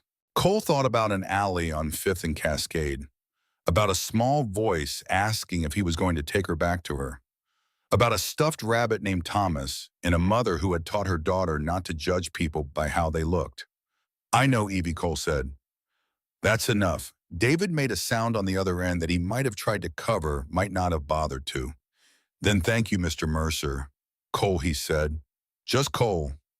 He hung up and turned around. Logan was standing 10 feet behind him, phone in his hand jacket zipped against the cold. He had the expression of a man who had heard enough of one side of a conversation to understand the whole of it. "Diane's calling Morrison in 20 minutes, Logan said. "She's already looked at the motion filing. She says Vanessa's lawyer made a procedural error. She says the emergency consideration request cites a statute that requires 48 hours notice when the opposing party has legal counsel of record. David didn't have counsel of record yet, so it technically went through. But if David gets counsel today, she can file a response and push the hearing. How long does that buy us?" "A week, maybe 10 days, Logan paused. "And Diane says if Evie's account is as consistent as you say it is, and if the medical documentation holds, Vanessa's case is a sandcastle." Cole exhaled. "A week gives Evie time to tell her story in a setting where it's protected." "It gives you time too," Logan said, "to not be the story." Cole looked at him. "Am I the story?" Logan was quiet for a moment. "You might be," he said honestly. "There's a reporter been outside the hospital since 6 this morning. Someone talked, hospital staff maybe, or someone who was in the waiting room last night. Story's already out there in pieces. Hell's Angels leader brings child to hospital. Some versions are good, some aren't." He paused. "Vanessa's lawyer already gave a quote. What did it say?" Logan pulled out his phone, read it aloud without inflection, the way Logan always delivered bad news. Clean, direct, without additional weight. Quote, "Our client is deeply concerned about the welfare of her stepdaughter and is cooperating fully with authorities. She is disturbed by reports that an individual with a known criminal history was involved in the child's care and intends to ensure that the child is returned to a safe environment as quickly as possible. End quote. Cole stood with that for a moment, felt the architecture of it, the way it was built to sound reasonable while carrying its real payload in the words known criminal history, the way it would land for anyone who didn't know the full story, the way it would look next to a headline that said Hell's Angels president and child in the same sentence. Smart, he said. He didn't mean it as a compliment. What do we do? Logan asked. Cole looked at the station behind him, at the city around him, at the gray sky above it, all flat and cold and making no promises. He thought about Detective Voss and what she had said in that interview room. He thought about Paulson's careful hands on the table. He thought about Evie asking, "Will you come back?" "We don't go quiet," Cole said, "and we don't go loud either. We let the truth do what truth does when you get out of its way." He started walking toward the bike, and we make sure every person who needs to hear Evie's actual story hears it before Vanessa's version has time to set. Logan fell into step beside him. "You know this is going to be the hardest week of your life, and you haven't slept in 22 hours. "Probably," Cole said, "and you're doing it anyway." "She's 7 years old, Logan." Cole stopped at the bike, looked at it for a second. She had crackers and a rabbit, and she decided to just survive the night because nobody was coming. He put on his helmet. Somebody came. That's the end of that part of the story. Now we make sure the rest of it doesn't undo what that part started. Logan put on his own helmet, swung onto his bike. "You know what the guys are going to say when they hear about all this?" "I know exactly what they're going to say. Half of them are going to think I've lost my mind. Half of them are going to be right," Logan said. Cole started the engine, felt the familiar vibration move up through his hands and his arms and settle somewhere in his chest where it had lived for 30 years. "And the other half are going to show up when I call. So let's call them." He pulled out of the parking lot. Logan rode behind him. The city moved past them, waking up, ordinary, full of people who had slept through the night without knowing what had happened in a cold alley on 5th and Cascade, without knowing that a little girl had survived on crackers and faith, and that a man no one expected had stopped, and that the stopping had set in motion something that was going to take a lot more from him than just one night. He rode toward it anyway, because that was it turned out what you did when it mattered. You rode toward it anyway. Diane Marsh called Cole at 9:17 that morning, which was 11 minutes after she finished her first call with David Morrison, which meant she had been working the case for less than 20 minutes before she picked up the phone to talk to the man who had started all of it. Cole took that as a good sign. Lawyers who move fast either cared or smelled something worth fighting. Diane Marsh, it turned out, was the kind who did both. "You're Cole Mercer," she said. "Not a question." "I am." "Logan Hayes speaks very highly of you." "Logan Hayes doesn't speak highly of anyone, so I took note." Her voice was sharp and quick, the voice of a woman who had learned to compress a lot of thinking into a small number of words. "I've read the motion Vanessa Sterling's attorney filed. I've read Delgado's report. I've read the preliminary medical documentation from St. Matthew's." She paused one beat. "I need you to understand something before we go any further. The procedural error in Vanessa's filing buys David time. It does not win this. What wins this is Evie." "I know that," Cole said. "Evie needs to give a recorded statement to a guardian ad litem before Vanessa's team gets anywhere near her. Right now, Evie is still in the hospital, which means she's in a protected environment. The moment she's discharged, the legal geography changes." Another pause. "When is she being discharged?" Cole hadn't thought to ask. He called Martinez at the hospital while Diane held. Martinez told him Evie was being evaluated that morning and could potentially be released by afternoon pending parental authorization and a welfare check from Protective Services. Cole relayed that to Diane. "This afternoon," Diane said. The words came out flat and fast like a timer being set. "Okay, I'm filing 2 motions in the next 90 minutes. First, a response to Vanessa's emergency petition citing the procedural defect that pushes the hearing. Second, a motion for immediate appointment of a guardian ad litem for Evie, which takes the question of Evie's placement temporarily out of Vanessa's hands and puts it in front of a neutral party. She stopped. The second motion is the important one. If I get it, Evie's voice becomes the loudest thing in the room. If I don't get it, this becomes a fight between two adults with competing stories and a little girl stuck in the middle. What do you need from me, Cole asked. It was the same question he had asked Voss that morning, and he meant it the same way. Completely without reservation. With the specific willingness of a man who has decided the outcome matters more than the cost. I need a written account of everything you observed from the moment you entered that alley to the moment you left the hospital. Timestamp detailed, no editorializing. Every word Evie said to you as close to verbatim as you can manage. She paused. Can you do that? I remember everything she said. I believe you, she said.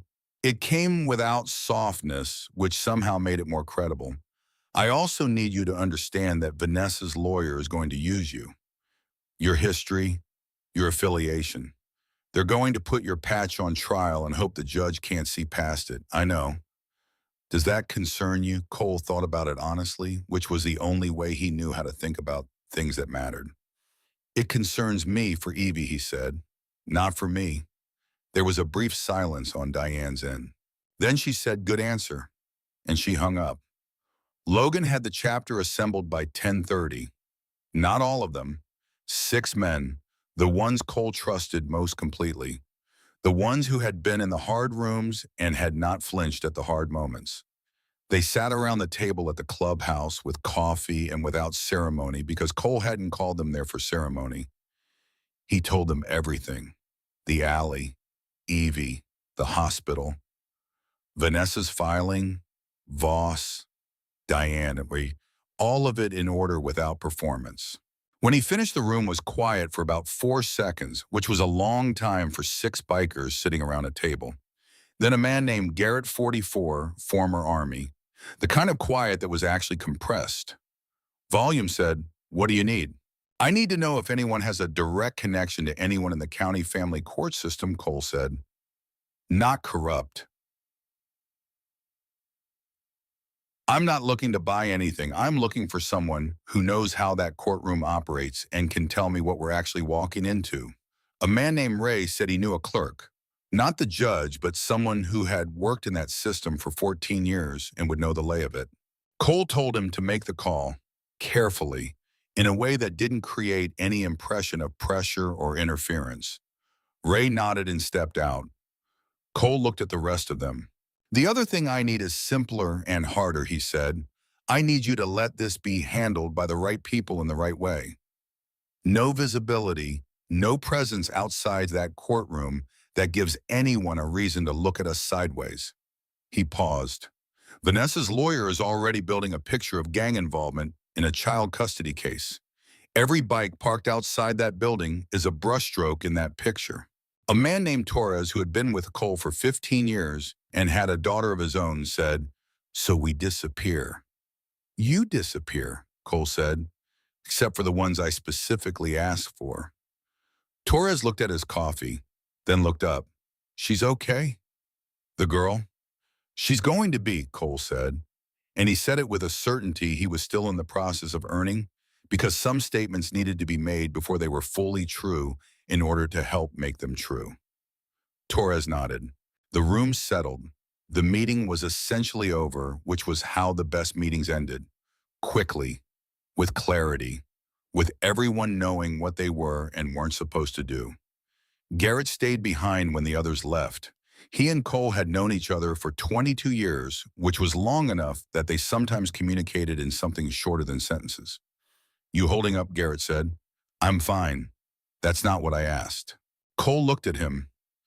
Garrett had the face of a man who had watched Cole carry things for a long time and had learned to read the specific way Cole's jaw set when the weight was more than usual. I don't know what I am right now, Cole admitted. I know what needs to happen. I'm focused on that. There's a reporter outside, Garrett said. Been there since we arrived. Channel 7. Cole had already known. He had clocked the news van on the way in. What's the angle? Local hero angle from what I can tell, Garrett said. Biker saves child. Human interest. They want a statement. Cole thought about what Diane had said. Don't let anyone take that away from you. He thought about what Voss had said.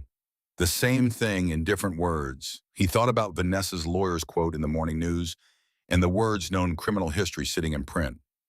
Set it up, Cole said. Garrett looked at him. You sure? If I don't define this story, Vanessa defines it, Cole said. And Vanessa's already had a head start. He stood outside the clubhouse at 11:15 in his cut in the cold, and he looked directly into a camera for the first time in his life without being in a courtroom or a police station.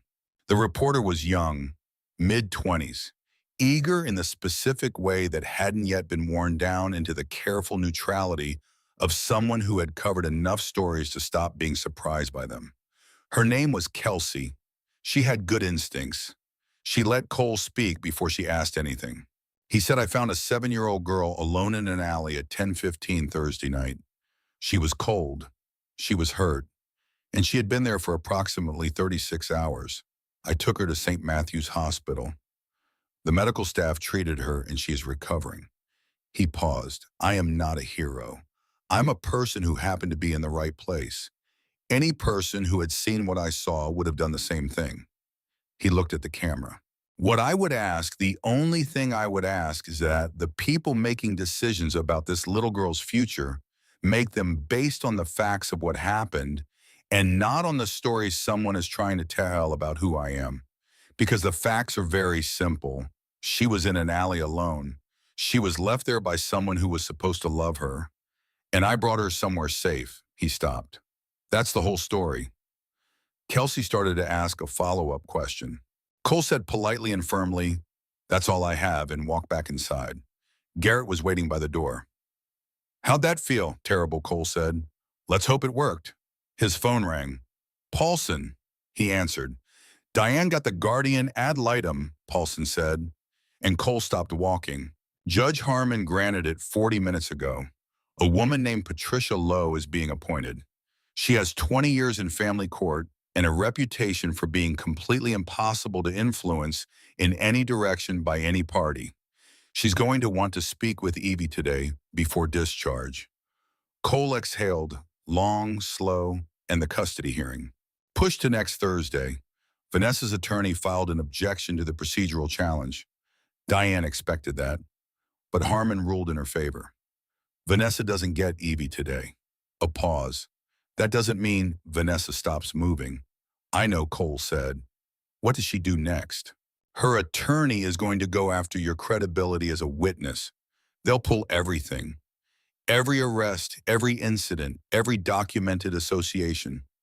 They'll try to establish that Evie's account was influenced by you, that a frightened child in an alley attached to the first adult who showed her kindness and told that adult what she thought he wanted to hear. The particular coldness of it, the clinical dismantling of a child's testimony, moved through Cole like something physical. They're going to say Evie's lying. They're going to say Evie's mistaken, Paulson corrected. It's more effective. Liars can be confronted. Mistaken children are sympathetic to a jury and require a counter-narrative. He paused. Patricia Lowe is the counter-narrative. If she speaks with Evie and Evie's account holds, and Diane tells me Evie is remarkably consistent, then Vanessa's theory collapses. Evie's account will hold, Cole said, with a certainty that was absolute and had nothing to do with legal strategy and everything to do with the specific clarity of a 7-year-old who had told him her story in a cold alley without anyone coaching her, without anyone telling her what to say in the thin, honest voice of a child who had simply decided that this particular adult, in this particular moment, was someone she could tell the truth to. I hope you're right, Paulson said. I am, Cole said. He hung up and stood still for a moment in the middle of the room. Then his phone lit up again. This time it was a number he recognized. St. Matthew's Hospital. Mr. Mercer. It was Martinez. Evie's asking for you. She wants to speak with you before the woman from the court arrives. A brief pause. She says she needs to tell you something. She said it was important. Cole was already moving toward the door before Martinez finished. Tell her I'm on my way. He made it to the hospital in 9 minutes. Martinez met him at the desk and walked him back without ceremony, which told him something about how the staff's perception of him had shifted between 11 in the evening last night and 11:45 this morning. People change their minds about you when they have enough evidence. That was true in every direction. Evie was sitting up straighter now. The color in her face was better, genuinely better. Not just medically better, but the kind of better that meant some reservoir of warmth and energy was refilling itself. Her father was in the chair beside the bed. David Morrison looked at Cole when he came in with an expression that said he had not slept and was not going to apologize for anything about the state of himself because he was past the point of managing impressions. "Hey," Cole said to Evie. "Hey," she said back. She had her hands folded in her lap with a deliberateness that suggested she had been rehearsing this at least slightly. Thomas the rabbit was on the pillow, but she wasn't holding him, which was his own kind of signal. "Martinez said a lady is coming to talk to me today," Evie said. "Patricia Lowe," Cole said. "She's a guardian ad litem. It means she's there specifically for you. Not for your dad, not for Vanessa, just for you. She's going to ask you questions, and then she's going to tell the judge what you told her." Evie absorbed that. "Is she nice? I'm told she's very fair," Cole said, which was the truest thing he could say. Evie nodded slowly. Then she looked at him with those two old eyes that had been seeing everything since before they should have had to. "I need to tell you something," she said. "Before she comes, okay," Cole said. He sat down. Evie looked at her hands, then at her father, who gave her a small nod. The nod of a man who had spent the last several hours learning how to follow his daughter's lead. Then she looked back at Cole. "Vanessa took something," Evie said, "from my room before she took me to the alley." She paused. The pause had the particular weight of a child who has been deciding whether to say something for a long time and has finally decided. "She took my mom's journal." The room went very quiet. "My mom kept a journal," Evie continued, her voice steady in the way that people's voices get when they are determined to finish something. "She wrote in it every day. She wrote about me, about Dad, about things that happened." She stopped. "She also wrote about Vanessa." Cole felt the air in the room change, felt David go very still beside him. "What did your mom write about Vanessa?" Cole asked. "I don't know everything," Evie said. "I couldn't read all of it. Mom's handwriting was hard sometimes. But I read some before Vanessa took it." She looked at her hands again.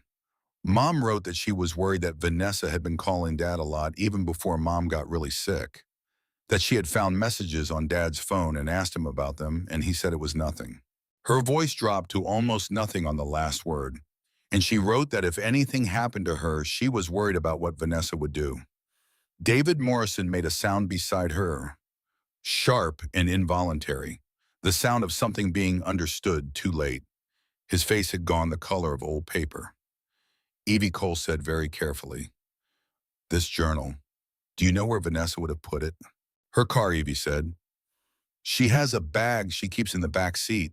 She keeps important things in it. She took the journal out of my nightstand the morning before she took me to the alley. I saw her put it in the bag." Cole looked at David. David was looking at his daughter with the expression of a man who has just understood the full architecture of something he had been too close to see, the shape of it, the scope of it, the terrible patience of it. David, Cole said quietly. David's eyes came to him.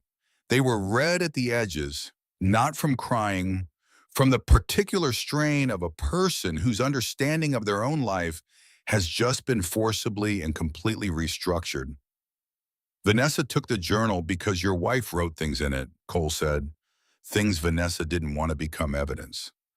David pressed his mouth shut. His hands were gripping the armrests of the hospital chair with white-knuckle force. "How long," he said, not to Cole, not to Evie, just to the air in front of him. "How long was this happening, Dad?" Evie's voice was very small. He looked at her. I'm sorry I didn't tell you before. No. David leaned forward, took his daughter's hands in both of his. No, baby. Don't you be sorry. Don't you dare be sorry for any of this. Evie looked at him for a long moment. Then she leaned forward and put her head on his shoulder, and he wrapped his arms around her, and the two of them stayed like that. Cole stood up slowly, quietly, walked to the door and stepped into the hallway. He stood there for 30 seconds. Let the weight of what he had just heard settle into its full dimensions. Then he called Diane Marsh. She answered in one ring. Tell me. There's a journal, Cole said. Evie's mother kept it. Vanessa took it from Evie's room the morning before she abandoned Evie in the alley. Evie thinks it contains documentation of a prior relationship between Vanessa and David, and Evie's mother's concerns about Vanessa's intentions. He paused. The journal is likely in Vanessa's car, in a bag in the back seat. Diane was silent for exactly 2 seconds. If that journal exists and says what Evie thinks it says, it's not just evidence in a custody case, she said. It's evidence of premeditation. I know. I need to call Voss, Diane said. Right now, if Vanessa's vehicle hasn't been examined yet, there may be grounds for a search. Vanessa filed that report at 2:15 this morning, Cole said. Her car would have been with her then. It may still be at her residence. I'm calling Voss, Diane said. Diane. It was the first time she had used his first name. If this journal says what Evie thinks it says, Vanessa Sterling didn't just abandon a child. She planned this. She planned it far enough ahead to remove the evidence first. I know, Cole said. That changes everything. I know that too. He hung up, stood in the hospital corridor. Through the door behind him, he could hear Evie's quiet voice and David's lower one. The two of them talking in the specific register of people rebuilding something from the foundation up, which was the hardest and most necessary kind of rebuilding there was. His phone rang again. This time it was Logan, he answered. Channel 7 ran the clip, Logan said. 12 minutes ago. It's already been shared. A pause. Merc people are responding to this. Not like I expected. Another pause. Shorter. A woman called the station. A neighbor of Vanessa's. She says she saw Vanessa's car in the alley at 9:40 in the evening Thursday night. She says she almost called the police but talked herself out of it. His voice was careful. She's willing to make a statement. Cole closed his eyes for exactly 1 second. Get her Voss's number. Already did, Logan said. Also, the security footage, the timestamp. Voss's team pulled more of it. There's a second camera 2 blocks over. It caught Vanessa's car leaving the alley, driving past the camera without stopping, without looking back. The image of it landed in Cole's chest like a stone dropping into still water. A car driving past the camera, not stopping, not looking back. A woman in that car who had just left a 7-year-old child in an alley in 42-degree weather and was now driving home and beginning to construct her story. She planned every part of it, Cole said. Right down to you, Logan said. Think about it. She leaves Evie in an alley in a neighborhood where there's foot traffic, where somebody's going to find her. Because if Evie just disappears, there's a search. There's an investigation. And Vanessa's the last person who saw her. But if Evie gets found and found fast, and the story becomes about whoever found her, Cole understood it all at once, the full shape of it, the specific cold intelligence of what Vanessa had constructed. She was counting on someone finding Evie, he said, and she was counting on whoever found Evie being someone she could use. And then you showed up, Logan said, in your cut, with your patches. Cole stood very still. She didn't know it was going to be me specifically. No, Logan agreed. But it didn't matter who it was. Anybody who found a child in that neighborhood at that hour and didn't go straight to the police, a homeless person, someone who didn't want the attention, a kid. He stopped. You were actually the best thing that could have happened to Evie. Because you stayed. Because you had Paulson. Because you had enough hard experience to document everything and call it in a way that couldn't be used against Evie later. A pause. But Vanessa thought she could spin whatever she got. and she tried.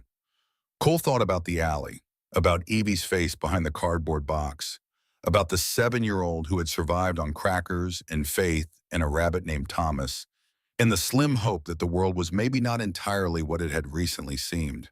He thought about what it meant that Evie had survived Vanessa's plan, that the plan had depended on Evie being found and had still tried to consume whoever found her, that the whole machinery of it had turned on a 7-year-old girl who had somehow, through pure, stubborn endurance, remained exactly herself throughout all of it. Logan Cole said, "Yeah, call Garrett. I need someone outside this hospital, not visible, just present, until further notice." A pause. "You think Vanessa would actually?" "I think Vanessa planned this far ahead," Cole said. "And I'm not taking chances. Evie doesn't leave this building without eyes on the situation." "Done," Logan said, and hung up. Cole turned back toward Evie's room. Through the door, he could hear Evie's voice, clearer now, steadier, telling her father something. The words indistinct through the door, but the tone unmistakable. It was the tone of a child who has been waiting a very long time to be believed and has finally in the last 24 hours discovered that some people in the world will stop their motorcycles and sit on wet alley floors and stay in plastic hospital chairs until 3 in the morning specifically because she matters, because her story matters, because the truth of what happened to her matters. He pushed the door open. David and Evie both looked up. Evie read his face the way children rate adults when they've learned to do it out of necessity. Quickly, precisely, looking for the thing behind the expression. "Something happened," she said. "A few things Cole said." He sat back down. "All of them in your direction." He looked at her steadily. "I need you to be very brave for a little longer. Can you do that?" Evie looked at Thomas on the pillow, picked him up, held him in both hands, then looked at Cole with the clear, undeceived eyes of a child who had already been braver than most people ever had to be, and who had discovered in the last day that bravery had a return, that it sometimes, not always, but sometimes found the one person in the world who would stop and sit down and wait. "Yeah," she said, "I can do that." Cole nodded. "Good," he said, "because Patricia Lowe is going to be here in about an hour, and what you tell her is going to matter more than anything that's happened so far." Evie held Thomas a little tighter. "Will you stay while I talk to her? She'll need to speak with you alone," Cole said. "That's how it works." Evie thought about that. "Will you be outside?" Cole looked at her for a long moment, at the bruise that was beginning to shift from its first terrible color into the slower changing color of something that was healing, at the girl who had chosen in an alley to trust him when she had every reason in the world not to. "I'll be right outside that door," he said. Evie nodded, settled Thomas in her lap, looked at the door, then back at Cole. "Okay," she said, "then I'm ready." And Cole Mercer, who had not cried since a cold night in Durango 11 years ago that he had never spoken about to anyone, felt his throat do something he chose not to examine too closely, and said nothing, and stayed exactly where he was, right there, right outside the door, exactly where he had said he would be. Patricia Lowe arrived at 12:40 in the afternoon carrying a leather briefcase and the quiet authority of someone who had spent 20 years in rooms where children told difficult truths and had learned over all those years how to make those rooms feel safe enough for the truth to come out. She was 61, gray-haired, with the kind of face that had done enough listening to become very good at it. She shook Cole's hand in the hallway, looked at him with the direct assessment of someone who made character evaluations for a living. "You're the one who found her," she said. "Yes," Cole said.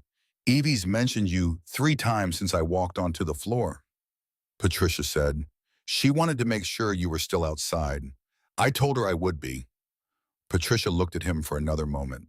Then she said, "I have been doing this work for a long time, Mr. Mercer. I want you to know that what you did staying, documenting, making sure her account was protected before anyone could shape a different story, that's not something most people would have known to do."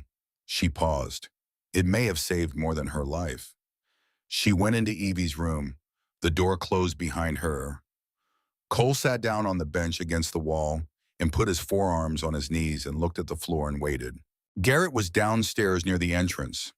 Invisible the way Garrett had always been good at being invisible despite being 6'2" and built like a construction project. Logan was parked 3 blocks over monitoring the situation with the particular vigilance of a man who had spent 11 years anticipating problems before they arrived. The hospital corridor was quiet in the specific way that hospital corridors were quiet in the middle of the day. Not empty, but contained. Everyone moving with purpose. The sound dampened by that institutional neutrality that Cole had decided somewhere in the last 16 hours he would never take for granted again. Quiet was a privilege. He had never thought of it that way before. His phone showed 14 missed calls, 2 from numbers he now recognized as media. He ignored those. 1 from Diane II in 2 days, which meant she had updates. He would call her back. Not yet. 1 from a number he didn't recognize. Denver area code. He let it go to voicemail and then listened to the voicemail immediately. It was a woman. Her voice was careful and slightly formal. The voice of someone who had composed what they were going to say before they dialed. She said, "Mr. Mercer, my name is Ruth Callan. I live on Cascade Avenue, 2 blocks from the 5th Street alley. I saw a news clip this morning. I have something I should have come forward with sooner, and I didn't, and I'm sorry for that. I saw that woman's car in the alley on Thursday evening. I saw her walk the little girl in. I stood at my window and I watched, and I told myself it was probably nothing, and then I went back to watching television." A pause, long, weighted with the specific guilt of someone who has been carrying something and has decided they can't carry it anymore. "It wasn't nothing. I know that now. I should have called someone. I want to tell the police what I saw. If you can pass my number to whoever needs it, I'd appreciate it." She left her number twice, slowly, to make sure it was clear. Cole sat with the voicemail for a moment. Then he called Voss. Voss answered on the second ring. Cole played her the voicemail, the number and the name without preamble. Voss said, "I'll call her in the next 10 minutes. Then Cole, "Detective." The journal, she said, and she said it the way people say the one thing they have been waiting to say, the thing that changes the size of the room. "We executed a search of Vanessa Sterling's vehicle 40 minutes ago. Probable cause established based on Evie's statement in the security footage." A pause that Cole felt in his chest. "We found it." He said nothing. Just waited. It's a hardcover journal, dark blue cover. The entries began approximately 2 years ago, before Evie's mother was diagnosed. Voss's voice was very controlled, the voice of a detective who had seen things and learned to report them without letting the weight of them collapse the reporting. There are entries that document Vanessa's relationship with David Morrison prior to his wife's death. There are entries that describe conversations the mother had with David about Vanessa. There are entries. Voss stopped for one beat. There are entries that describe Vanessa's stated belief that once the mother was gone, she would step in. Those entries are specific enough in their language to be significant in a legal proceeding. Another pause. And there's one entry dated 6 weeks ago that references Evie directly. It describes Evie as an obstacle. Those are the words used. An obstacle. The word landed in the corridor like something thrown. "Vanessa is in custody," Voss said. "As of 45 minutes ago, child abandonment felony, child endangerment. And we're looking at additional charges depending on what the journal yields for the district attorney." She stopped. "The custody motion is void. David Morrison has full custody." Evie goes home with her father. Cole closed his eyes. He kept them closed for 3 seconds. Behind his eyelids, in the specific darkness of a man who has not slept properly in 36 hours and has been carrying the forward motion of this thing through sheer will and a 7-year-old's voice in his memory, he felt something release. Not everything, not all at once, but enough, a pressure that had been constant since a cold alley and a flicker of light and a child's shoe visible behind a cardboard box. "Thank you, detective," he said. "Thank you," Voss said. And she meant it differently than most people meant it when they said it to him. He hung up, sat in the corner, let the information settle into its full dimensions. Vanessa Sterling had planned this, had taken the journal to remove the evidence, had left Evie in the alley as a calculated move in a longer game, had filed the report at 2:15 in the morning, not out of panic, but out of strategy, a preemptive strike built on the calculation that a Hells Angels president finding a missing child would be easier to spin than explain. She'd been smart and cold and completely wrong about one thing. She'd been wrong about Evie because Evie had talked. Evie had sat in a cold alley and looked at a man who didn't look trustworthy and decided her mother was right, and she had talked, and the talking had started something that Vanessa's careful architecture couldn't contain. The door to Evie's room opened. Patricia Lowe came out first. She looked at Cole with an expression that had moved past assessment into something quieter and more decided. "She's remarkable," Patricia said. It wasn't a professional observation. It was a personal one. The kind that slipped through when 20 years of guardedness met something that genuinely surprised it. Her account is completely consistent, detailed beyond what most adults could sustain under that kind of stress, and entirely without the markers of coach testimony. She paused. "She also told me that you sat on the wet pavement in that alley because you wanted her to feel like you weren't trying to tower over her." Cole said nothing. She noticed that Patricia said, "She told me she noticed it and that it was when she decided to trust you." She studied him for a moment.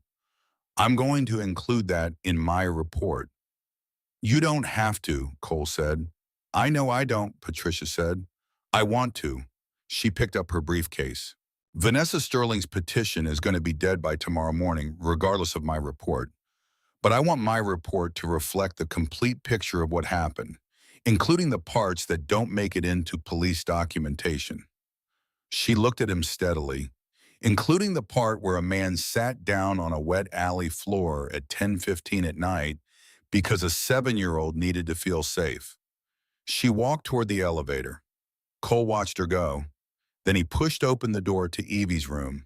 Evie looked up immediately. She had clearly been watching the door. Her face was the face of a child who had just done something hard and was waiting to find out what it had cost or given. Her father was beside her holding her hand, his eyes moving to Cole with the same waiting quality. "Vanessa's been arrested," Cole said. He said it directly because they both deserve direct. "She's in custody. The journal was in her car." He looked at Evie. "You're going home with your dad." Evie stared at him. Something moved through her face in layers. The first layer, disbelief. Fast. The automatic response of a child who has learned not to trust good news. Then the second layer, slower. The layer where the disbelief begins to check itself against the face of the person delivering the information, looking for signs that it's real. Then the third layer, the one that broke Cole open cleanly and completely from the inside. Relief. Pure, enormous 7-year-old relief. The relief of a child who had survived something by keeping herself very tightly together and who had just been given finally the permission to come apart. Evie started crying, not quietly, not the controlled, practiced, calm crying she had done the night before. This was different. The full unlocked grief of a child who had been strong for far too long and had finally run out of reasons to keep being strong. She cried in the full-body way that children cry when they are finally safe enough to cry, which is the hardest kind to watch and the most necessary kind to allow. David Morrison gathered her in and held her and said nothing because there was nothing to say. And Cole stayed by back and turned toward the window and looked at his own hands and gave them the privacy of it. Because some moments didn't need a witness. Some moments needed to happen in the particular enclosed warmth of a father and daughter who had found each other on the other side of something terrible. And the most respectful thing Cole could do was be exactly as far away as necessary while remaining exactly as close as he'd promised. He stayed. The nurse came to begin discharge paperwork at 2 in the afternoon. The process took longer than it needed to because paperwork always did, and because David kept stopping to look at Evie as though he needed to keep verifying that she was there and real and present and coming home with him. Cole understood that. He had felt some version of it himself every time he walked back into that room and saw Evie's face turn toward the door with the specific alertness of a child checking whether the person she trusted had kept their word. He was in the hallway when his phone buzzed. Logan. Clip's been picked up nationally, Logan said without preamble. CNN ran it 18 minutes ago. They pulled the Channel 7 footage. You've got about 48 hours before the story becomes something neither of us can manage. Cole leaned against the wall. What do you mean, manage? I mean, people are going to have opinions about you, Logan said. Some of them are going to be good opinions. Some of them are going to be complicated opinions from people inside the life who think you've made the chapter into a news story. A pause. And some of them are going to be the right opinions from people who don't care about the patch and just saw a man do the right thing. Another pause. Shorter. Merc, your phone is going to ring a lot in the next week. It's already ringing a lot. More than this, Logan said. I just want you to be ready. Cole thought about what ready looked like after 36 hours of no sleep and a child's voice in a cold alley in Vanessa Sterling's journal and a guardian ad litem who had noted that he sat on wet pavement. He thought about what his life looked like from the outside. The patch, the history, the 30 years of road and reputation, and all the complicated truth of a life lived outside what most people would call the lines. He thought about whether any of it looked different to him now than it had 40 hours ago. It didn't. That was the honest answer. He was the same man, the same history, the same patch.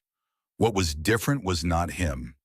What was different was the specific night he had been given, which had cracked something open and shown him what was inside.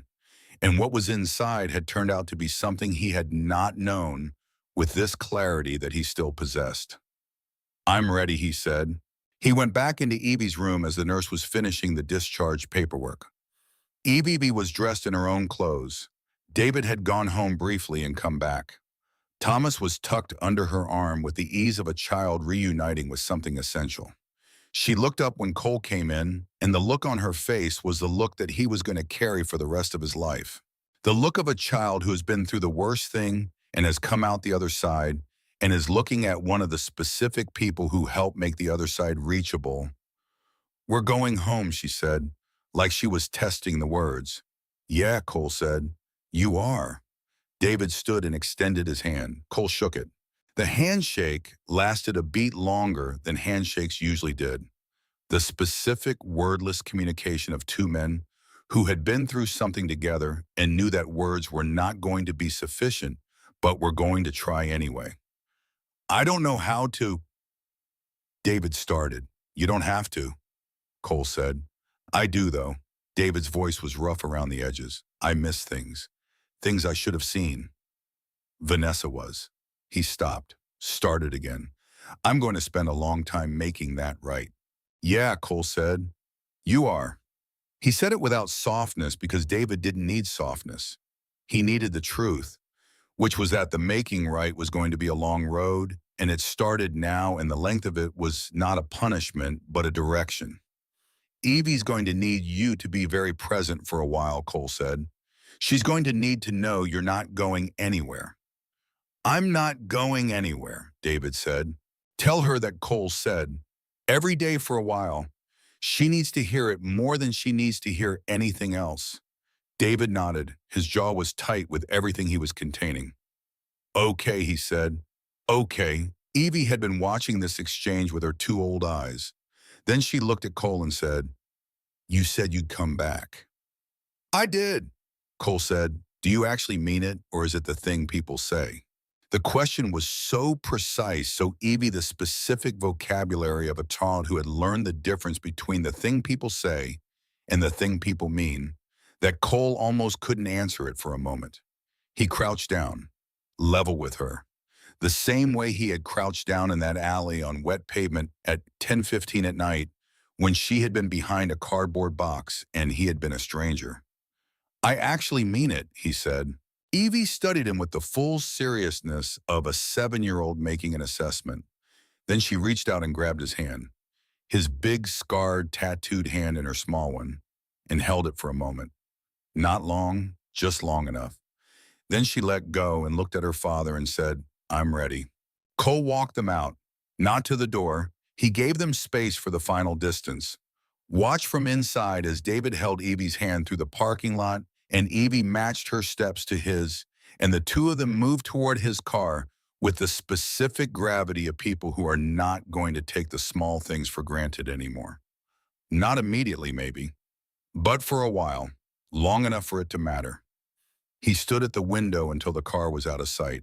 Then he turned and walked back through the hospital, past Martinez at the desk, who caught his eye and gave him a small nod, past the waiting room where he had sat in a plastic chair the night before with terrible coffee and 11 missed calls, through the sliding glass doors and out into the cold Colorado afternoon. Logan was waiting by the bikes. He had driven Coles over at some point, which was the kind of thing Logan did without being asked and without mentioning. Cole looked at it for a moment, then at the city around them, then at the sky which had cleared while he was inside. Still cold, still the specific, uncompromising cold of a Colorado afternoon in the tail end of winter. But bright now, blue at the edges where the clouds had pulled back. She okay, Logan asked. She's going home, Cole said. Logan nodded. That was enough. Cole put on his jacket, swung onto the bike, felt the familiar weight of it, the familiar geometry of 30 years of this specific life settling back around him. He was the same man who had ridden through Colorado Springs the night before looking for nothing and found everything. He was the same man the patch said he was, and also the man the alley had shown him he still was underneath all of it. The man who stopped when something mattered, who sat on wet pavement when a child needed to feel less afraid, who stayed in plastic chairs until 3 a.m. because he had said he would, and it turned out that saying so was enough to be everything. He started the engine. Logan pulled up alongside him. Chapter meeting still tomorrow morning, Logan said. You gonna be there, I'll be there, Cole said. What are you going to tell them? Cole looked at the road ahead of him, at the straight, cold, honest line of it running forward into whatever came next. He thought about Evie's hand in his, about the weight of her in his arms on that 4-minute ride, about a journal in a dark blue cover that a dying woman had written because she had known something was wrong and had put it down in her own handwriting so that the truth would survive her. I'll tell them what happened, Cole said. Exactly what happened. And I'll tell them that the next time any one of them rides past an alley and something doesn't feel right, they stop. He paused. That's the whole lesson. You stop. Whatever it costs you, whatever it looks like, whatever story someone else tries to build around it afterward. You stop. He pulled out into traffic. Logan fell into place at his shoulder, the way Logan always did, the way Logan had for 11 years. They rode through Colorado Springs in the bright cold afternoon. 2 men in leather and patches who had started the night before looking for nothing and had found something that changed the weight of everything they had ever done and everything they would do after, not by making it smaller or larger, but by making it clearer, by proving on a specific Thursday night in a specific alley that the man inside the reputation was still the man who mattered most. 3 months later, Cole kept his word.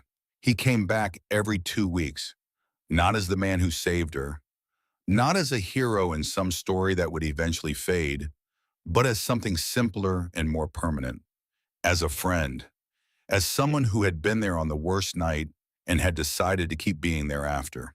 They sat in David Morrison's living room, a modest house in a quiet neighborhood where children rode bikes and dogs barked, and life happened at the speed of normalcy, and they drank hot chocolate. Evie's choice. She always made it too sweet, and Cole never complained. She told him about school, about her teacher, Mrs. Patterson, who let her read ahead in the chapter books, about a girl named Sophie who had become her best friend, about the science project on butterflies that she was working on with her dad. She didn't talk about Vanessa, not often, Sometimes the name came up, usually late in the conversation, usually when Evie was tired and her guard was down. Where is she, Evie would ask. And Cole would say, in prison, where she can't hurt you. And Evie would nod and go quiet for a moment and then ask about his motorcycle or Logan or something else that pulled her back to the present. David usually sat with them. Sometimes he made coffee for himself and Cole. Sometimes he just listened. He was different now, quieter, more present, the kind of different that came from almost losing something and deciding never to take it for granted again. One afternoon in late February, Evie asked Cole about Sarah. They were sitting on the couch. David was in the kitchen making sandwiches. Evie had been quiet for a few minutes, which was unusual. She was usually a talker, filling the space with observations and questions, and the specific, unfiltered commentary of a child who was learning that the world was safe enough to speak freely in. You told me about your sister once, Evie said. In the hospital. Cole remembered. He'd told her about Sarah in a moment of exhaustion and honesty, had told her things he hadn't told anyone in 20 years. I remember, Cole said. You said you didn't get to her in time. That's right. Evie looked at her hot chocolate, then at Cole. But you got to me in time, she said. Cole felt something move through his chest, not the crack from the alley, something that had been cracked and was now slowly, painfully beginning to heal. Yeah, he said. I did. Evie nodded, very serious. The way children nod when they've understood something important. I think that's good, she said. I think your sister would think that's good too. Cole couldn't speak for a moment. He looked at this 7-year-old 8. Now actually, her birthday had been 2 weeks ago, and he'd been there for the party, sitting awkwardly among children and parents who'd looked at his patches and then at Evie's face when she'd hugged him, and had apparently decided that whatever they thought they knew about him was less important than what she knew. And he realized something. Sarah would have liked Evie, would have recognized something in her. The stubbornness, the resilience, the refusal to let the worst things define everything. Thank you, Cole said, for saying that. Evie smiled, not the careful smile of a child trying to please an adult. The real one, the one that lit up her whole face. You're welcome, she said. David came back with sandwiches. The three of them ate together, talked about small things, made plans for Cole to take Evie to see his motorcycle up close next visit. Not to ride, David had said firmly, just to look. And Cole had agreed because that was the deal and he kept his deals. When it was time to leave, Evie walked Cole to the door. She hugged him, quick and fierce, then stepped back. 2 weeks, she asked. 2 weeks, Cole confirmed. Promise, promise. She watched him walk to his bike, waved from the doorway until he rode out of sight. The chapter meeting happened on a cold morning in mid-March, not the regular monthly meeting, a special session, called by Cole, attendance mandatory. All 16 leadership members were there, plus another 20 who'd heard something was happening and wanted to be present for it. Cole stood at the head of the table, looked at the faces around him. Men he'd ridden with for years, some for decades, men who'd been with him through everything. Most of you know what happened 3 months ago, Cole said. Some of you have opinions about it. That's fine. You're entitled to opinions. He paused. What you're not entitled to is making decisions that contradict what I'm about to tell you. The room was very quiet. We're making some changes, Cole said. Starting now, first change, any member of this chapter who sees a child in danger. Any child, any danger stops and helps. No exceptions, no calculations about visibility or risk or what it might cost us.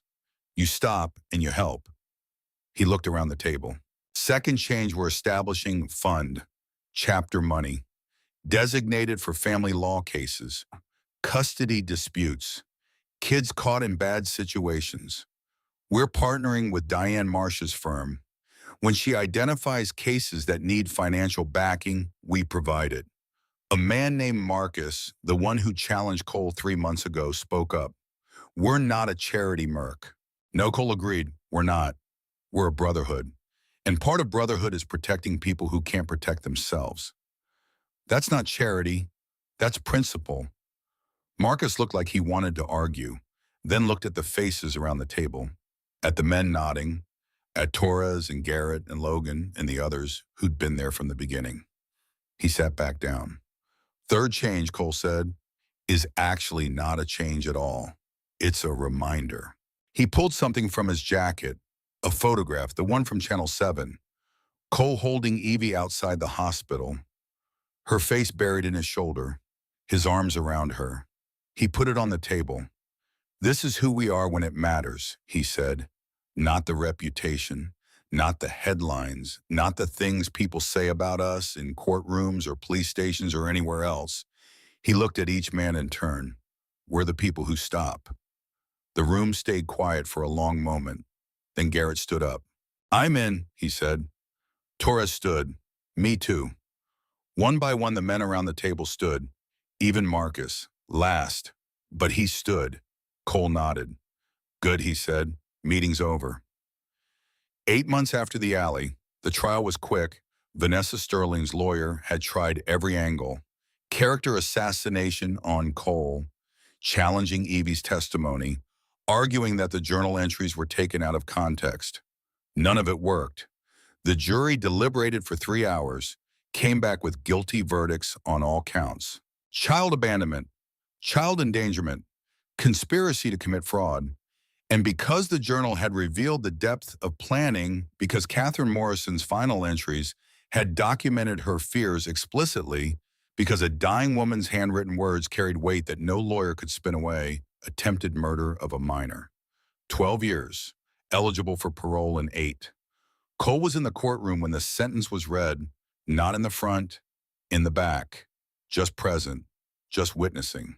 Vanessa Sterling looked back as they let her out, found him in the crowd. Her face was hard, unrepentant, the face of someone who'd been caught, not someone who'd learned anything. Cole looked back, didn't blink, didn't smile, didn't show anything, just looked until she turned away. Outside the courthouse, David was waiting with Evie. The press was there. Cameras, reporters shouting questions. David ignored them, walked straight to Cole. Thank you, he said, for being here. Where else would I be? Cole asked. Evie hugged him. She was taller now, growing fast. Still had Thomas, though he was looking more worn, more loved. Is it over? She asked. Yeah, Cole said. It's over. Good. She stepped back, looked up at him with those eyes that weren't quite as old as they'd been 8 months ago. Still serious, still observant, but lighter somehow, like someone had lifted weight off that she'd been carrying too long. Can we go get ice cream? She asked her dad. David laughed. Yeah, we can go get ice cream. They started to walk away. Then Evie turned back. Cole.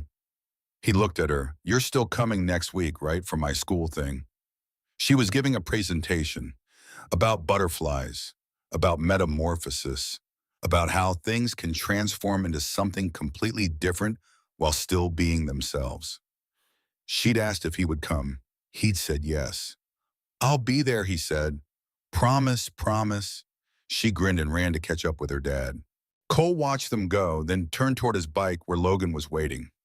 How you feeling? Logan asked. Cole thought about it. Thought about a cold alley and a cardboard box and a small voice saying, are you going to take me back to her? Thought about a hospital waiting room and Voss saying, don't let anyone take that away from you. Thought about Evie's hand in his and the way she'd said, I think your sister would think that's good too. Thought about 30 years on the road and all the things he'd done and all the things he'd been, and the one night that had shown him he was still capable of being the person he needed to be when it mattered most. I'm good, he said, and meant it. They rode out of the parking lot, past the reporters, past the cameras, past all the noise of a story that would eventually fade from headlines and become just one more thing that happened once in Colorado Springs. But for Cole Mercer, for Evie Morrison, for David, for Logan, for everyone who'd been there in the real moments when the real decisions were made, it would never fade. It would be the night everything changed, the night someone stopped. 1 year later. Cole was 51, still president of the Rocky Mountain Charter, still rode the same roads, still wore the same patch. But something fundamental had shifted in the chapter. Not dramatically, not in ways that made headlines, but in the small accumulations that eventually become culture. Members volunteered at youth centers, mentored kids from broken homes, showed up at family court hearings to support fathers fighting for custody, mothers escaping abuse. The fund Diane Marsh administered had helped 17 families in its first year. Custody cases, legal fees, safe housing deposits. People started to notice. The city, the police, even some of the press. There were still problems, still incidents, still the complicated reality of an organization that existed in the spaces between legal and not. But there was also this when Officer Delgado pulled over a chapter member for a broken taillight 6 months after the trial, and the member mentioned he was running late to pick up his kid from school. Delgado had let him go with a warning. "Tell Cole I said hi," Delgado had said. The member had reported it back to Cole confused. Cole had just smiled. Things were changing. Slowly, but changing. Evie's 9th birthday. Cole showed up with a present, a leather journal, dark blue like her mother's, with her name embossed on the cover in gold. "For your thoughts," he said when she opened it. "Your mom kept one? I thought maybe you'd want to start one too." Evie looked at it for a long moment, ran her fingers over her name, then looked up at Cole with tears in her eyes. "Thank you," she said. "This is the best present anyone's ever given me." That night after the party, after the cake and the guests and the chaos of 9-year-olds hyped up on sugar, Evie wrote her first entry. Cole never asked what she wrote. That was private. That was hers. But years later, when Evie was grown and had a daughter of her own, she would show that journal to her child. And the first entry read, "Today I turned 9. Cole gave me this journal. He's the person who found me in the alley when I was 7. He's the person who stopped when everyone else would have driven past. He's the person who kept every promise he ever made to me. Mom used to say you can't judge people by how they look." She was right. Cole looks scary. He's a biker with tattoos and patches, and he's big and loud and rides a motorcycle. But he's the kindest person I know. He saved my life. But more than that, he showed me that the world has people in it who will stop, who will sit down on wet ground and wait, who will keep promises, who will come back. I want to be that kind of person when I grow up. I want to be like Cole. 5 years after the alley, Diane called Cole, not Diane Marsh the lawyer, Diane Reston, his sister. "I saw the article," she said, "about the chapter's community work, about what you've been doing." "It's not a big deal," Cole said. "It is, though," Diane said. "It's exactly the kind of big deal that Sarah would have been proud of." Cole was quiet for a moment. "You think so, I know," so Diane said. "You couldn't save her, Cole, but you've saved a lot of other people since. That matters. That matters more than you know." After they hung up, Cole sat in his apartment and looked at a picture on his wall. The only picture he kept displayed. It was the photograph from the hospital. Him holding Evie, her face buried in his shoulder. Underneath it, he'd taped a smaller photo, one he'd carried in his wallet for 32 years. Sarah at 14, smiling before everything went wrong. "I got to 1 in time," he said to the photograph. "I hope that's enough."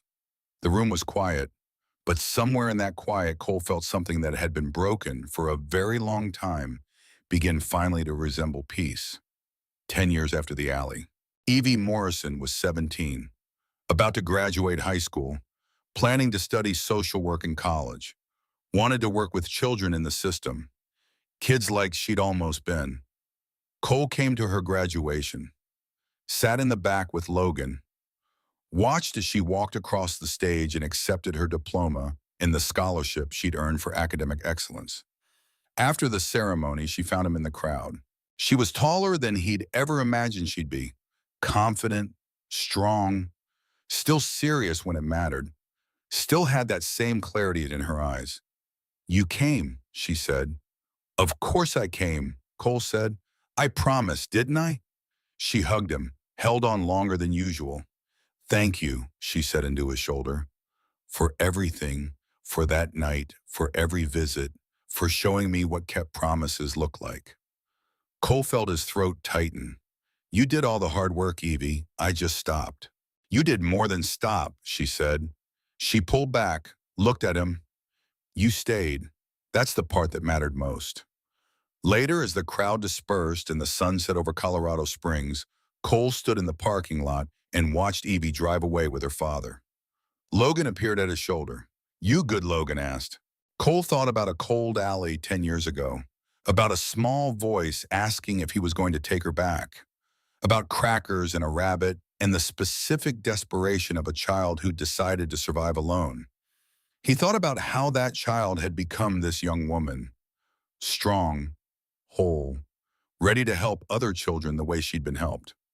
He thought about Sarah, about how she'd never gotten the chance to become this, how she'd been lost in the same system Evie had almost been lost in. He thought about how saving Evie hadn't brought Sarah back, hadn't erased the past, hadn't fixed everything that was broken, but it had fixed something, something important. Yeah, Cole said, I'm good. They rode out of the parking lot, into the twilight, into the rest of their lives. And for once, maybe for the first time in 32 years, Cole Mercer felt like the man he was and the man he'd needed to be were finally the same person. Not because he'd stopped being who he was, but because he discovered that who he was had always included the capacity to stop, to sit down on wet pavement, to keep promises, to stay. And sometimes in the right moments with the right people, that was enough to change everything. 20 years after the alley, Cole Mercer was 70 years old, retired from the chapter presidency. Logan had taken over. The torch had passed. Cole still rode. Not as much, not as far, but he rode. He lived in a small house outside Colorado Springs. Quiet neighborhood. Garden in the back that he actually maintained. Life that looked nothing like the one he'd lived for 50 years. One afternoon in November, a car pulled up to his house. Evie Morrison stepped out. Except she wasn't Evie Morrison anymore. She was Evie Thompson, married, social worker, director of a nonprofit that helped children in foster care. And she was pregnant, 7 months, a girl. I wanted to ask you something, she said after they'd settled on his porch with coffee. Okay, Cole said. We're naming her Catherine, after my mom. She paused. But I want her middle name to be something that honors you. What's your mother's name? Cole looked at her. My mother and I weren't close, he said carefully. Okay, then what about Sarah, your sister? Cole felt something break open in his chest, something that had been sealed for 50 years. Sarah, he repeated. Catherine Sarah Thompson, Evie said, if that's okay with you. Cole couldn't speak. Evie reached over and took his hand, the same way she had in the hospital 20 years ago, small hand in his large one. Except now her hand wasn't small anymore. It was strong, capable. The hand of a woman who'd survived and thrived and decided to spend her life helping others survive and thrive. You saved my life, Evie said. I want my daughter to have part of your sister's name, so she knows where she comes from, so she understands that the world has people in it who stop. Cole looked at this woman who'd been a 7-year-old in an alley, who trusted him when she had no reason to, who'd become everything good in the world. Sarah would be honored, he said, and so am I. They sat on the porch as the sun set over Colorado, talking about small things, about the baby, about Evie's work, about David who'd remarried and was happy, about Logan and the chapter and the fun that had helped hundreds of families now. Before she left, Evie hugged him. I love you, she said. I hope you know that. Cole held her for a moment. This person he had found in an alley, this person who'd saved him as much as he'd saved her. I love you too, he said, and meant it with everything he was. After she drove away, Cole sat on his porch and looked at the sky, at the stars coming out, at the vast, cold, beautiful darkness that held everything. He thought about Sarah, about how she'd be 50 now if she'd lived, about how she'd never gotten the chance to grow up, fall in love, have children, build a life. But her name would live on in a little girl who would be born in 2 months, who would grow up hearing stories about an uncle named Cole who rode motorcycles and kept promises, who would learn that the world could be cruel, but that it also held people who stopped, who would carry Sarah's name forward into a future that Sarah never got to see. I got there in time, Cole said to the stars, to Sarah, to whoever was listening, not for you, and I'll never stop being sorry about that, but I got there in time for her, and she's going to name her daughter after you. So in a way, you get to keep going. You get to be part of something good. The stars didn't answer, but in the quiet of that Colorado night, with the cold pressing in and the engine of his Harley cooling in the driveway and the weight of 50 years on the road settling into something that felt almost like peace, Cole Mercer finally had allowed himself to believe something he'd been too broken to believe for most of his life. That second chances existed. That redemption was possible. That you could carry the weight of failing someone you loved for 32 years and still in the end find a way to honor them. All it took was stopping. One night, one alley, one child who needed someone to sit down on wet pavement and wait. And from that single decision, everything else had followed. The chapter's transformation, Evie's survival, Sarah's name living on. All of it traced back to one moment, one choice. Stop. Cole Mercer had spent 50 years riding past things, but on one cold Thursday night in November, he had stopped. And that had made all the difference.